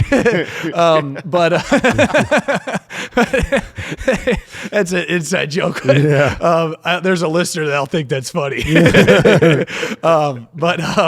No, they are, because they don't even know who it's going to, because it's the broker and the cooler and the shipper that says, okay, we have to give this much to, Walmart, this much to Costco, this much to whoever it is, processor. And it's all the same, Now it might be not out of the same lot or block, which is a totally different, abstract thought compared to what we're used to in the Midwest, because you have to trace it, right? Well, we actually on our farm have to. For you guys, we have not only lots, but we've got fields. Yes. And, it's got to be traced. Yeah. So you guys know what I'm talking about. The average corn and bean grower. What do you mean lots? Okay, you break everything down into half-acre, acre squares, and then that shipper, that's their product. So they actually earmark that as at the beginning of the season, that's theirs. So they, and then do they end up paying per pound, or they pay per acre? So good question. So West Coast, generally a per acre deal. The big processors, Dole, Taylor, and these big shippers that I've mentioned that are selling to Walmart and stuff, they know which blocks are theirs. That's all ahead of time, because they all have different. And this is a fun one too. They all have different constraints of what it takes to be a producer for said entity. For example, if there's a dairy nearby, some people will let you farm within a mile of a dairy. Some people say you got to be 2 miles because of E. coli. If it's going to, say, cabbage in its egg rolls and there's a cook step, don't matter, because you cook the E. coli out of it. So that's a challenge that they face, is whose stuff, and that's why they do it that way, is whose stuff is where, because, if it's for this particular shipper or processor, I know I have to be minimally, X amount of power lines are this far away from a dairy. How much does the production vary per pound per acre? You basically know. Yeah, hey, we're gonna get 1,000 pounds. That's of West broccoli. Coast. And we're talking West Coast. That's how the West Coast works. It's like you can pretty much within 5,000 pounds guess what's coming off that acre. Crazy. East Coast, I'd love to get 5,000 pounds of anything off. yeah. And they're getting, actually, which is interesting. Maybe we start growing oak trees. There you go. Now, and I say West Coast, but it's really, I always say west of the Mississippi. It's really not. It's basically Texas and west, and then you come to the East Coast, and that's, Louisiana and east. And generally those deals are on a per pound deal. And you ask why. Why? Why? Is because we have weather. It's that simple. So There's way more variance. Exactly. You can't earmark at the beginning of the year. Okay, we could sit here all day on your guys' stuff and say, here's where we're going to plant whatever it is till we get rain. And then we're going to move 20 miles south where we didn't get any rain. So on the West Coast, 2 questions. Where's the opportunity if it's basically a factory of how much goes in and how much goes out? How does anybody make any money on profit? And secondly, or like, how do you stand out from the crowd? Sure. And secondly, who sets the prices? Right. So, we'll start with the first one. How do you make money? Is that what you're basically? So a lot of that's cost plus. So you are we're producing this many acres. We're going to track our costs and we're going to tack on 20% at the end. Wow. That is like factory work. Yeah. Wow. Yeah. Wow. No, it's, and then basically producers are within a nickel of each other because all costs keeps everybody. It's very similar. So if you want to make more money, grow more acres. Oh. So large scale agriculture is kind of a pivot, but related. It's something I've been thinking about. The more I learn about alternative cropping and small farm revival here in Iowa, a big thing of that starts out direct to consumer, right? Yeah. You grow it on your farm and you take it to the farmer's market once or twice a week, or maybe you're doing 3 or 4 farmers markets during the height of growing season. Yeah. So a big thing that is starting to happen are these distributor for organic growers, certified naturally grown. Yep. I think it's a brilliant idea for bringing stability and predictability and cutting down on the amount of marketing each growers then that participates, how much they're responsible for that end of it. My worry is that these growers are going to essentially follow this. re-entering the early steps of what the industrial ag model is today, where we've left the direct consumer model, start bringing in middlemen, and eventually it's just a backwards engineering of what's already happened. What's already going. Do you think that is like a realistic concern, or do you think it won't get that far? It'll cap at just one middleman instead of having 3 steps in between. Yeah. I mean, what do you think? Yeah. So actually, this is a really good point, and I'm glad you brought it up because that's what I was going to say. This renaissance. I was going to get into this renaissance of what I see coming and happening in the Midwest, right? And then I'll get to it's exactly what you're saying. It's these smaller produce outlets, like they're going to start firing back up because of all sorts of issues. One of them largely is, okay, what happens when you get big is everybody at every step of that, process just all wants to take their, just their little scrape. So if you, they have to stay, that's American business. I mean, that's just what it is. Now, I have this theory that if you want to be wealthy, you have one of 2 options. You sell to the masses, subjective masses, volume based, you sell to someone who sells to the masses. Interesting. Those are your 2 options. I'm going to argue that. Why? I want to argue that because you're right in that that's one viable option is sell to the masses or somebody of the masses. Like, okay, I'm going to sell to this broker that then sells to all these fast food chains. And so you get really good at one thing. Now, when you can recover your margin, okay, how do you produce margin, right? Do as many things. You have to either get bigger at what you're doing or you have to maintain every step along the process. So in terms of food production, like you could sell, if you grew your own produce, cooled it and sold it from your own store that you marketed, you wouldn't need that many customers. You really wouldn't. Right, yeah. Because you're maintaining all that margin that everybody else is taking their scrape on in a volume-based model. Yeah, but you wouldn't be wealthy. I'm not talking about getting by. I'm talking about like people, hitting into them 9 figures, 7, 8, 9 figures. So let me put this, and wealthy could be defined by whatever for the sake of this. I had a buddy in Idaho that had a produce stand, okay? He was growing about 80 acres of produce. And he got really good. What did he get good at? He got good at capturing everything that he grew in multiple things. So he bought as few outside items as he could.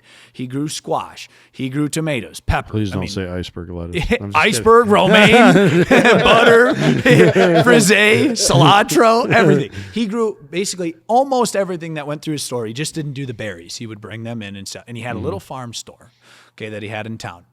And he only grew it was like right around 40 acres, just small stuff in one town. He only had one store, and this is in Twin Falls, Idaho. And he ended up selling it, and it was like to the tune of, it was more than $10 million. All right. So, I mean, what is wealthy? I don't know, but what that's saying is he said he had. I think he might be able to be okay with me. Yeah. So he. Someone want to give it to me. I'll let you know if it's wealthy or not. And I think the point being, so it's like you would think, okay, this sold for, it was more than 10. I don't know what the actual number was, but I asked him and I said, man, you must have been hustling. He said, don't get me wrong. First couple of years were hard and busy, but he said, once it started going, and he said, Seth, all I had was, he said, I'd maybe have in a given day 300 customers. They just all spent $40. And when you take that for what it is, 300 customers, I would consider that the masses, bro. How many people do you think go through one Walmart store in a day? Well, yeah. I get that. You know They're doing I mean? like 250,000. But when I say masses, I just mean distribution of relevance. Yeah. That's what I mean. You could be, let's say you're saying it's not 10, it's 300. Yes. Well, and I'm not saying like Apple, who's sold to every single person. I'm saying like Smoky Row in Iowa is kind of a beloved coffee shop chain. And they've got 8 locations. They have the best coffee, right? Well, no comment. They put lavender in it. And so I mean, at least better than Spire Drink Co. in No, Knoxville. I don't know.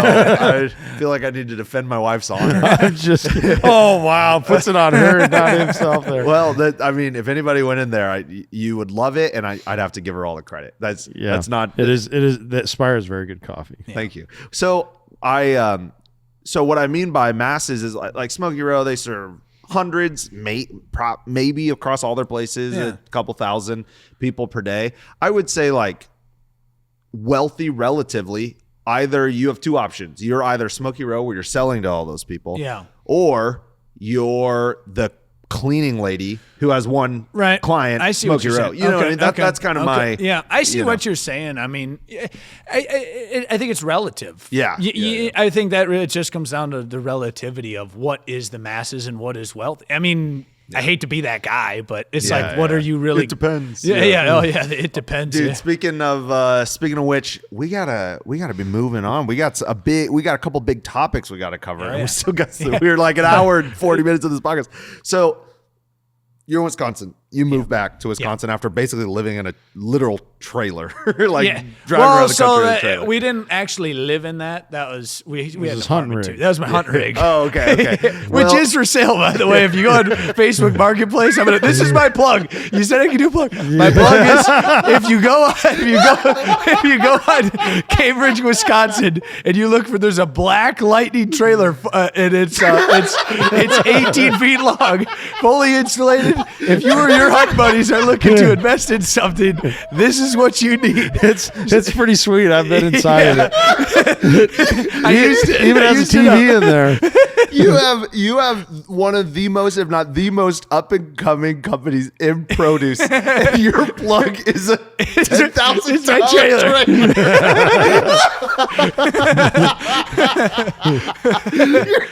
What's funny is like the desperation of your voice. Like you've already sold all your clothes and you got to sell this trailer. You can't make rent. Nick, what would you do what would you do?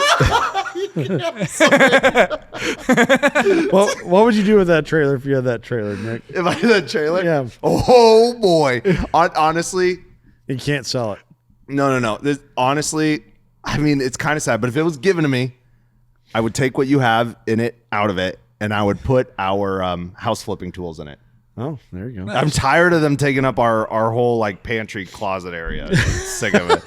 And I want to flip other houses. I want to be able to bring them there and yada yada. Or I would rent it out as an Airbnb.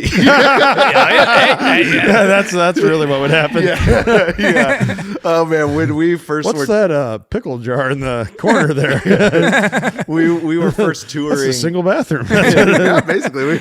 That's funny, dude. One bed, one bath. Dude, I mean, my wife and I, we're not above peeing in a jar. We've had to do it, But all right, so you moved to Wisconsin. You got a really cool location out there. You're flipping a crazy cool Shodge. Love that place. Or so I heard someone call it a Shodge? Shop Oh, lodge. is that the Iowa term? Shop lodge? What's yours? I'm still probably in like barn dominion. Yeah, that's I'm what in I barn know. dominion. Okay, yeah, barn and I've dominion. heard shouse. I've heard shouse too. But I've also, Yeah, shouse, what's I've the heard worst one? Harn. A house barn. Isn't that horrible? Harn. Yeah. Oh, yeah. What is Yeah. wrong with people? I don't know, People man. come up sick, twisted. Yeah. Demented. Yeah. You have one of the craziest stories of the landowners from your place. Yeah. And don't start with when you bought it. You're right. Go back to 1240 AD. Basically, is how far. Yeah. I mean, it's crazy how far this goes back. Yeah, no, this is a fun story, and I've had a lot of fun telling. I'm glad I just still appreciate you guys coming up and checking it Oh, out, it was man. awesome. It's really Dude, cool. you to don't do. know. Also, we're gonna save the house. Yeah, Ken, you haven't heard how many times on the way home, Ken's like, we would be sitting in silence. Ken would be like, man, he can't tear that house. He just can't do it. and I was there. We're over gonna do the a call to weekend. action in this podcast. Yeah, that's right. Yeah. That's his plug. Yeah, that's my plug. Nick just is here to virtue signal. And I'm trying to sell my trailer. And I'm trying to save his house. To save this house. It sounds like the most backwards hillbilly podcast of No, all that time. just sounds like the most covert virtue signal ever.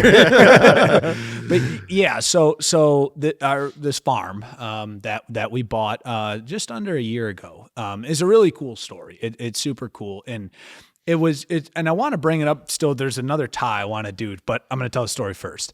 And I didn't really know this, I think, which is very interesting when we first saw it, and which only makes it that much cooler because it was like it was just like turning over another stone.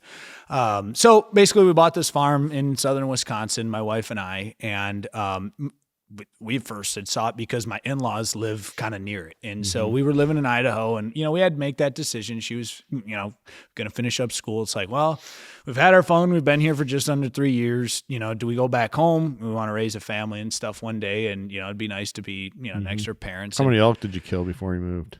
Actually, elk, we got one. Hey, that's one. Mule deer is a different story. I'd be scared if I was a mule deer. Yeah. No, mule deer. Yeah. Watch yourself now. So anyway, I got talking to the neighbor one day and it's a very interesting story. So, she was talking, she'd grown up on this farm. She's my neighbor now. And was telling me, all the history of the place and this and that. Long story short, she grew up there. Her brother bought the farm from his mom and dad, I think in the early 90s. Okay. And he had farmed it, a little bit here and there. But before that, it was a quarry. So and you guys saw where the amount of excavated land out of that area is just something to just marvel at in itself. Yeah. Like how much soil is displaced. Yeah. Truckloads and truckloads and truckloads to build highways. It was unbelievable. It's crazy just to think about that. Well, yeah, I've started to think about that just wherever you see development. Yeah. The soils. I mean, a lot of the topsoil I've learned, maybe this is just an urban legend, but I've heard a lot of it gets trucked out by the developers. Oh, yeah. No, my sister and brother-in-law have a new build in a development, and they put sod basically on top of clay. So anytime it rains like a quarter inch, they just have puddles because the water has nowhere to go. Yeah. That is very normal. So that's a real thing. Yeah, that's a normal practice. Yeah, absolutely. It's crazy. But yeah, so anyway, he had died. And he didn't have a wife or kids or really anybody to leave things to. And all in all, ended up donating his estate to an organization in Milwaukee. And it's a phenomenal organization, but there was some animosity amongst the siblings about, the family farm. And basically, he had 3 surviving sisters where they all grew up, one of which is my neighbor that, it's close enough to town most of the time, developers are coming at this day and age and going to scoop it up. And that was really the plan. I mean, I have no shame in saying that because, they'd cut the power lines. They had decommissioned everything. Like it was slated to get a D6 and get buried. So, it was just one of those things. Well, I told my wife, I said, hey, if we could buy this place, this is worth moving home for. I mean, it's, I've asked God for 3 things in life. I said, I want to get married, someday have kids, and I always want a piece of land to work on and manage and be a steward of. It's the only 3 things I've asked for. You'd be surprised how hard that is actually to pull off. Man, sounds simple, very difficult. So we started going through the process and it was basically in probate with the state because there was, like I said, there was some animosity with the sisters and, things like that. And I just started, being creative. Again, something can seem like a difficulty in terms of regulation or why is this happening, but it can be an opportunity if it, you know what I mean? And so like, if that would have went to open market, it would have never happened. It just would have never happened. And so it's like, okay, well, there's houses. There's a farm on one side of it, but there's houses basically in every other direction of this area. Yeah, we're surrounded. We're 110 acres. I noticed that. I was trying to find a spot to take a leak. Yeah. No, there's, yeah. You ever notice that? Yeah, when you're like, or if you're on someone else's land and you're by the highway and you're planting for them or something, you really got to pee and you're like, okay, but like one poor decision, I'm going to jail. I'm on a list. But so I just again, it comes down to there's an opportunity there. Something weird is going on here, and for me, it was all of a sudden you can go and it's all public information, court cases and stuff. And I watched and I found who the contact person was, as it was going, through the court system. Got in contact with them and, basically started to say, hey, this is something I'm interested in and preserving and this, that, the other thing. Long story short, we convinced. It was about a year-long ordeal. It was commitment, a lot of work, and convincing, and we did pull it off. So what became cool was actually, after we had purchased it, is I started to research. And it was actually talking to USDA. She Googled my address, and she's like, "What is this?" And there's a whole Wisconsin. I sent it to you. I don't know if you had a chance to read that stuff. Oh yeah. Okay, you saw the. So when Thanks you Google for forwarding. Oh yeah, sorry. No, it was an important group chat. For important but yeah, so you said, "What is this?" And I said, "I don't know." And it was the Wisconsin Historical Society that had data tied to my address, and I was like, "Ooh, this is a nugget." Yeah. This is gonna be cool. I'm all about that. Yeah. So I started to investigate, and this is over. There's a couple other things like pamphlets that I have read since then to kind of bring this story together of what happened. Pamphlets on your property? So on the town of how our town was started and the why. Yeah. So I found something from like 1919 that a college kid wrote at this university in Wisconsin of, how Cambridge, Wisconsin came to be. And in there it talks about the people, you know what I mean? It's very cool. So I read this stuff and just kind of did my own deep dive around this area and the purpose and all that stuff. And long story short, and I think this is what's so crazy, right? We have, I listen to your guys' podcast about the meetings, being a professional meeting goer, you know what I mean? And everybody's got their complaints about this and that. And it's and this is what I think is interesting. That hasn't changed. Yeah. And I want to point that out. People will always have something to gripe about. Oh yeah. Always will. And it's I think what made this country great is the people that said enough. Yeah. I'm going to go do something about it. Yeah. And it's not go be a doer. I'm not, this isn't a bunch of rah-rah about that. It's more put yourself in the position of these people that were in Connecticut at the time. Let's go back to I think it was 35. Mm-hmm. And they heard about this place called the Wisconsin Territory and the farmland out in the prairie and the opportunity, right?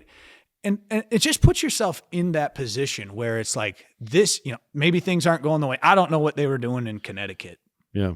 But what I do know is that they obviously wanted to go find something, and make their mark and live their life. So they've uprooted their lives, right? And this is the story of people coming from Europe and immigration and all this stuff. And it's they took that initiative to leave everything there behind, their families, their everything. They didn't have airplanes to go fly back home and see mom and dad for Christmas. I mean, it's see you in the next world, see you in the next life. Right. I mean, that's really what it was largely. And also a lot of less seasonal influenza, probably. So not traveling around. Family members. Yeah. And so they came through the Great Lakes on a steamship, got to Milwaukee, and walked. It's about a 70-mile walk on a trail. Got to a high point, and they said, "This is home." And that's 1835-ish. Wow. So they got there, and it's okay. Now imagine, I told you guys this one there. I stand on that 3 years after the Black Hawk War. We'll just put that in there as a little little teaser for a podcast coming up very soon that I'm extremely excited for. That'll be a fun one. Which I believe would have affected that area too. Oh, absolutely. Yeah. I mean, Fort Atkinson is the next top. That's where he was a blacksmith. Right. So that is 8 miles where the heart of the Black Hawk War went through, right? Yep. And so, I mean, you've got that going on. You've got still moose on the landscape, elk on the landscape. I mean, just imagine how it's a wild place. How different this was. It wasn't even a state. We didn't come a state till 1848. So anyway, they post up on this hill. This is home, and they literally, and it's pretty cool. After purchasing, I have the record of every transaction that was ever made on this particular farm. And 1.1 at the very top is Erastus and Marietta Snell, U.S. government. Man, they claimed it. Such a cool name too, Erastus. Erastus. I know. I'm trying to get it. We got to at least name a dog or something. Erastus. Now. I tried on the baby names, but dog. Might be able to make that one work. But Erastus and Marietta Snell. That was their name, and they had 8 kids. And seeing those stairs, they might have 10. But kids didn't make it. Yeah, the stairs are a little dude. The banister, because the stairs kind of have a curved area, so the banister cuts that over, so there's literally like a hole. Like the banister doesn't actually and protect anyone. And it's at knee high. It's Yeah, like, yeah, but of course, back then, shin high. Yeah, back then it was probably like waist high. But Yeah, that's right. Yeah, they were so much smaller. back when everyone was malnourished. Oh, the good old days. But our food was local.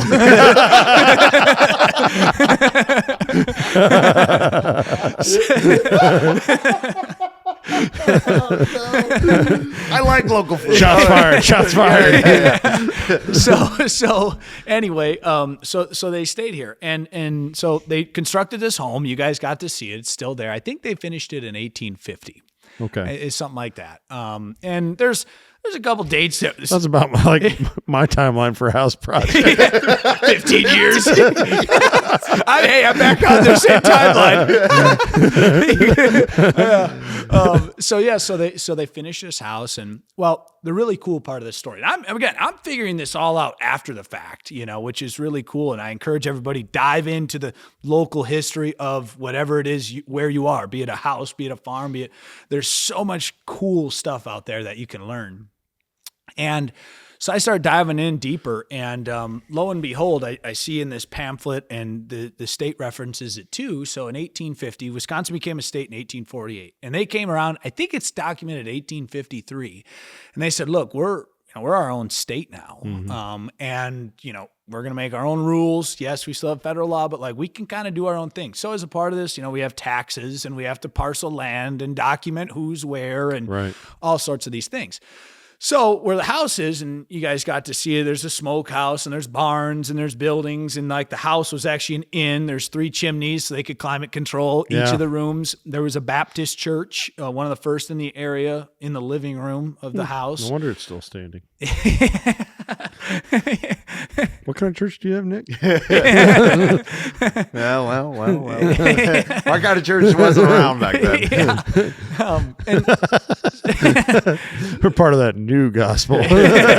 People finally got enough food and had clear thoughts. No more brain fog. But yeah, so everything is going on. Smoking meat. They got a store. It's called Snell's Stagecoach Store, which is a little bit of a tongue twister. That's got to be the name of a store if you ever put one up out there. Then I can say since 1853. Marketing. I just haven't seen you guys before. We've been away for all these years. We've been away for 150 years, but we're back. Business is good. Grand reopening. We've rebranded. We've rebranded. Oh my goodness. We need a nap. Oh, man. Liquidation sale. Everything must go. Overstock. Oh my goodness. Well, you know what? For being such a house built for small people, it was a big house. Yeah, it's a big house, and it was, and largely because of the inn and things like that. So anyway, I'll land the plane here. So the state came around. They said, okay, we got to do taxes. We got to do everything that all these other states are doing. Mm-hmm. And again, they were under federal law before, now state law. Federal law in that time was women were not allowed to own property. That was just how it was. And so they came around, and Marietta, she said, well, wait a second. He's basically contracted in to cut in the highway, which was a stagecoach trail. To encourage commerce in southern Wisconsin. And he was a blacksmith, and he was the town commissioner, but he didn't make a whole lot of money. She said, I'm running the store. I'm running the smokehouse, the church, I'm farming. I got 8 kids. I'm doing all this stuff. And so she basically went to the state and petitioned and said, wait a second, this isn't right. I'm the one with the note should be in my name, or what? I guess it wasn't a note, but the deed should be in my name because I'm the one that's running this deal. And in 18, wonder if that was good for their marriage. I wonder because I'm not trying to say it was a bad thing. Yeah. I'm like, as the guy to be like, oh, I'm the first one to take the secondary seat to someone on it's a man of great integrity, and or they fought a lot. And humility. Right. And humility. Humility. And so the state granted it, and that was the first time that a married woman owned land in the state of Wisconsin. Amazing. Crazy. Yeah. That's some serious history there. It really is. And I think to your point, think about we do that now, and it's like, you hear about it, you're like, no, think about that was the first time. That was not a thing.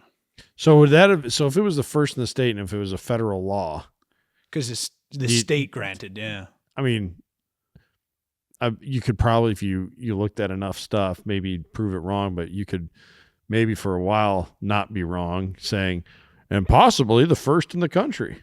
It'd be interesting to see. Yeah. No, I didn't go If that it's a far. if it's I a bet federal law. there were some exceptions on the East Coast On because the they've been state, around for yeah. 100 years, and interesting. But if yeah, it's a federal law. yeah, that's true. That is true. That's flipping awesome. That is so cool. It was really cool. It's just cool to think about. Like for me, this is what's cool is you think about how much has changed in such a short amount of time of not only like that political side of things, but like also the negatives. There was moose. There was elk. You know what I mean? And so that's really my goal. Prairie chickens. Prairie chickens. Absolutely there was. And that's my goal is like, it's going to take me a lifetime. But how, because we're going to save a lot of the stuff, maybe the house. We'll see what happens. Yeah. You got, all right, this is the call to action. The house needs a little love. But honestly, like, but not that much. Right. You know what I mean? To be useful. It doesn't have to be habitable. Right. You wouldn't have to useful. live there. But if we want to have a store or some just sort of a relic people could walk through, there's a cool wall. I mean, so I'm just saying, we could probably we got enough reach here with the pod. Yeah. I bet we could drum up like a work day or two where if you're a handy sort of fella or fellette, you wanna come on up to Seth's farm. I'm gonna invite you. I don't know if he will, but we'll be there. Let's save this old house, man. Yeah. I don't know. I think it'd be cool too to maybe even try and do some kind of crowdfunded. It'd be interesting. Yeah. It'd be cool. It would shock me that you wouldn't be able to find something at a state level. Yeah. $100,000 honestly, that's the other call to action. If you're out there and you know of some programs, which I know there is one for, I think it's Old Barns. Oh, that's in Iowa. Yeah, we went a couple years ago. Matt Hatala hosted a farm to table event, and we toured farms of a few other producers, and one of them, I wish I could remember the name of their farm. It was a beautiful farm. That's where I really saw the power of high tunnels nice. used in production. Yeah, it's cool. And they had a historic barn on their property that they had used one of these programs, and it really covered quite a bit of the expense. So if you know of a program like that and you're out there, let us know. We'll let Seth know. Yeah. But would love to see the house still standing, at least part of it. Yeah. You know?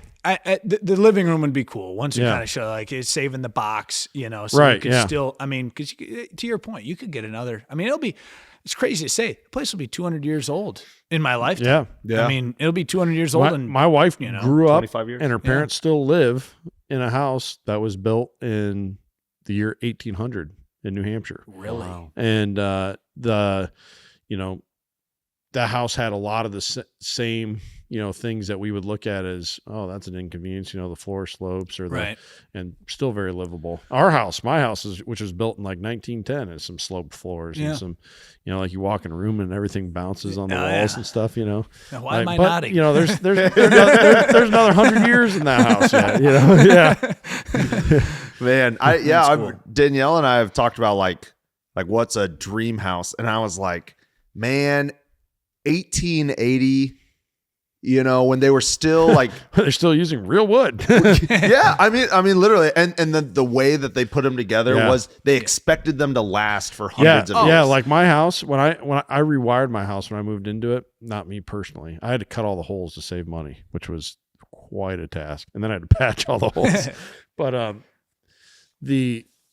I was amazed when I'd cut into those walls.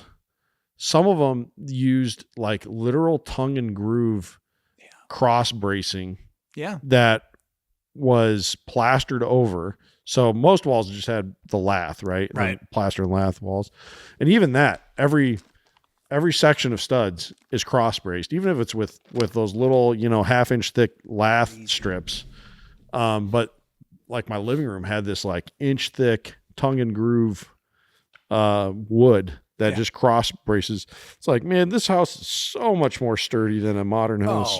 Look at the barn. Yeah. I mean, you guys got to see the barn. I mean, that thing isn't, I mean, it's all dimensional lumber. Yeah. It's not nominal. It's not, it's all, I mean, it's tongue and groove. I mean, they just engineered, I mean, you saw and the grain posts counts on that lumber compared to modern GMO fast growth stuff. Exactly. Yeah. I mean, it's just insane when people built stuff back there. I wonder if they knew that it would last 200 years.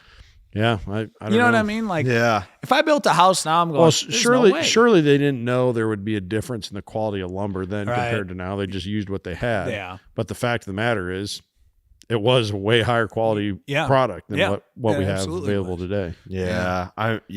It is. To me, to your point, Nicholas, newer isn't always better, and that is no more true than when it comes to houses. Well, 1880 because they probably like didn't have asbestos as much everywhere, so I don't want to. I don't want too much newer than that. But 1880, and then you still have like the house was so much of your life. Yeah. That like Identity. they put like the moldings on them are incredible, Yeah. all sorts of stuff. And if you start tearing into those houses that are that old, they're so well structured, you're not going to like accidentally tear something apart. Right. We have a house. Our first house is 1940, and then it was moved in 1970, and it's a sturdy house. But like They used to do that all the time back in the days, move houses. Oh, you know? yeah. dude. My neighbor's house that I was telling you about, she was telling me one day, she said, because there was still a quarry. That blue one I was showing you. yeah. And so it's still a quarry. Well, that originally her house that she lives in now was for the foreman at the quarry. He got to live there. That was a thing back in the day. Yeah. Like you literally lived on wherever you worked, be it the Right. farm or the quarry or the whatever. So she told me, she said, so one day her dad had owned. She said, so one day, he needed a house for his foreman for the quarry, and he heard there was one across the lake going up for sale. So he said, yeah, I'll buy it. She said it was midsummer, but he said, I just don't want to pick it up till like February. Because he drug it across the ice. He just lifted it up, drug it across the ice, dug a hole, and set it on top. That's her house. Dude. Yeah.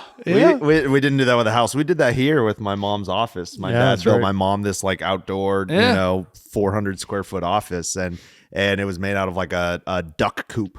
This guy had this duck coop, and I guess for whatever reason, duck coops have to be taller than chicken coops. That's what he told me. I don't know. I've never had ducks, but had chickens. Is terrible. Yeah.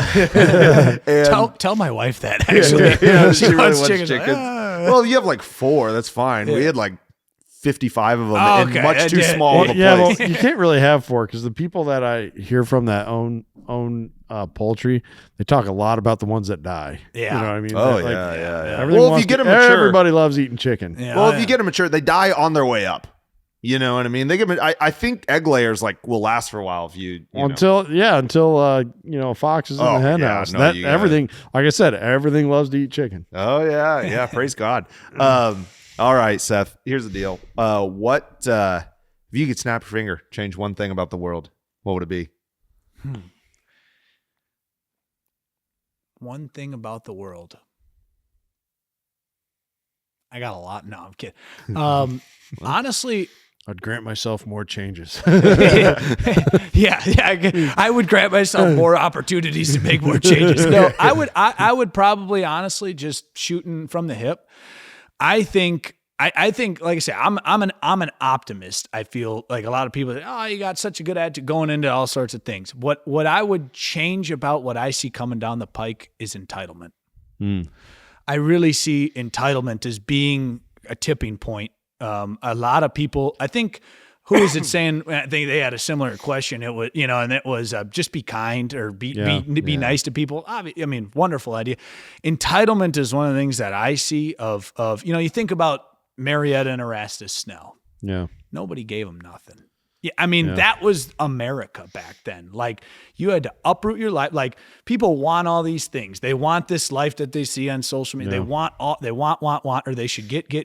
And it's like, I think we've lost a little bit of like, if you want that, how hard are you willing to run after it? Yeah. Because tell you what, like, you talk about farming and all the businesses and podcasts and everybody, it's easy to see it once it's going, but it's like, if somebody was to tell you, somebody asked me this and they said, like, doing what you guys do, like, if you knew all the work that it took to go back to get to where it is now, would you have done it? And I said, well, and that goes for you guys too. I mean, just with what your dad, I mean, you know what I mean? It's a ton of hours and work and dedication. And, it's you don't go like, wow, it's all fixed. It's all beautiful now. You literally go, I'm too deep in now. You can't turn back. Exactly. And I think like, and I'm not knocking people. I just think like people, like when like, be careful what you wish for, because it will, I mean, it's not easy. Yeah. And if somebody like showed you, okay, this is I always had the question, like if somebody gave you a book and here's your whole life, would you read it? That's a really interesting question to ask people, but it's kind of the same thing. It's like, write that down, Nick. Say that again. All right. Yeah. All right. So if somebody gave you a book about your whole life, would you read it? That is a great quote. You know, and I'm normally not a big quote guy, but that's a great quote. and thank you. Yeah, no, it's interesting to think about, right? And it's the same with this. If somebody showed you, like, take your career for a chance or your life, and it's like, if you saw it all, you'd be so overwhelmed by it, or like, just take your business or, you know, whatever it is. And it's like, if you saw all the work it was going to take to do what you're doing now, you probably never would have done it. Yeah. You know, I mean, seriously, you would have been like, I'm not going through all that Right. stuff. Yeah. You know what I mean? Very true. Yeah. And so what I think that creates, though, is a respect for not only people here and now doing it, but think about everything that people did. You know, before, like we talked about how luxurious it is to go to the store and get strawberries and blueberries and this time of year. Well, guess what? 100 years ago, you grew carrots, potatoes, and onions, or bought them in the summer to store in your root cellar. Yeah. And you burned wood through the winter to survive. Yeah. Yeah.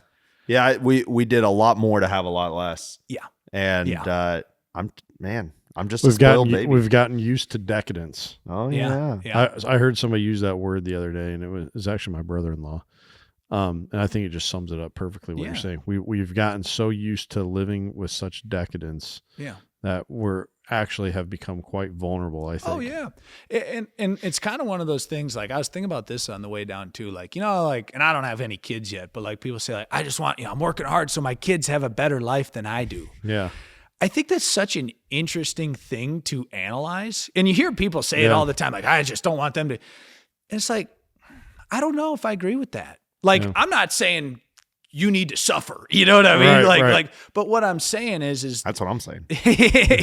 is like, I see so much like people saying that. And again, I don't have kids yet, so forgive me if I'm out of line here, but like, I just think like going through hard things and working hard and making a ton of mistakes makes you who you are. I mean, iron sharpens iron. Yeah. Right. And so when you go through those hard things, you learn how to overcome, and it's like, by making your kids' life or the next generation's life easier, what do you produce? A society of entitlement, expectation, and I don't think we're there yet, but you're seeing signs of like where people don't know how to do basic things anymore. Yeah. And it's because it's like, okay, maybe we made it too easy. Maybe we need to let them figure it out for themselves, you know? And it's kind of like, I'll wrap it up with this, but like one of the most interesting displays of this I've seen is Warren Buffett. You guys have probably saw this. You know, obviously he's got, you know, crazy money and stuff, but he's given, like, he said of all the wealth he has, he's basically given like, okay, I say only $1 million, but he's given like $1 million to his kids. I think that's really interesting from that perspective of just like, he figured out how to go through life and do it. It's not like he's blowing it. I mean, he's doing whatever he's doing, but it's like, because he realized that if I just hand it all over, pass it all on, what are they going to learn through that process? And I don't know. I think I've just seen a lot of that expectation from people. It's just like, this is what we like, where people confuse privileges with rights. And so that was, You're speaking Nick's language. Oh man, you're speaking my language. Henry Ford, Charlie Munger, all these people that I think are very wealthy people that are very misunderstood. Well, we really appreciate you coming on out, hanging out with us. This was fun. Yeah, you're cool, dude. We'll be hanging out more in the future. I'm hit us up if you're interested in helping with Seth's house project. Or even if you just know like a grant idea, because that would be. It would be really cool to say he's saving the barn that's there, and the barn is epic and huge. You can see it on Hoxie Native Seeds, not the Prairie Farm, Hoxie Native Seeds. Social if you haven't been following along with our Hoxie Native Seeds page, you should, because you can get an inside look at a lot of what goes on around the farm. It's a lot less sexy. Nick's like just what are you doing? You're overloading the feed of all of our followers with like 3 reels a day. Well, listen, going on the the farm Hoxie here. Native Seeds feed, not the Prairie Farm, is less sexy, and that It's mostly because Kent's on there a lot more. I was waiting for it. No. But it's just like I literally text the guys. I'm like, all right, send me a reel of what you're doing today. Yeah. And I just post it. Yeah. And just Fortunately for you, it's seed cleaning season. So yesterday looks a lot like today, which looks a lot like tomorrow. Bag. no, literally. So I guess I'll sweep today again, and then I'll start with the Bicknell sedge over again to try and get this weed out a different way. So anyway, we really appreciate you coming on. Everyone listening, I really enjoyed the education on produce. I like your other side of the conversation. It'd be fun to there's a lot more, and I think like it's a hot button for people like knowing about their food and what they're eating, where it comes from. Like we're gonna label this like. Where does your produce come from? And I guarantee it'll be very clicked on. That'd be cool. What I mean? Yeah. But I'm glad to say that it was not clickbait. You really kind of walk us through that. I really appreciate that. But I mean, you've got such an intentionality with the land and what you have going on there, and you're not you're very mindful. How you live. So I appreciate you, and everyone listening. Don't forget, Seth does it. He works in the conservation space, even though we talked mostly about produce. He does. And just like him, it happens, well, one mind at a time.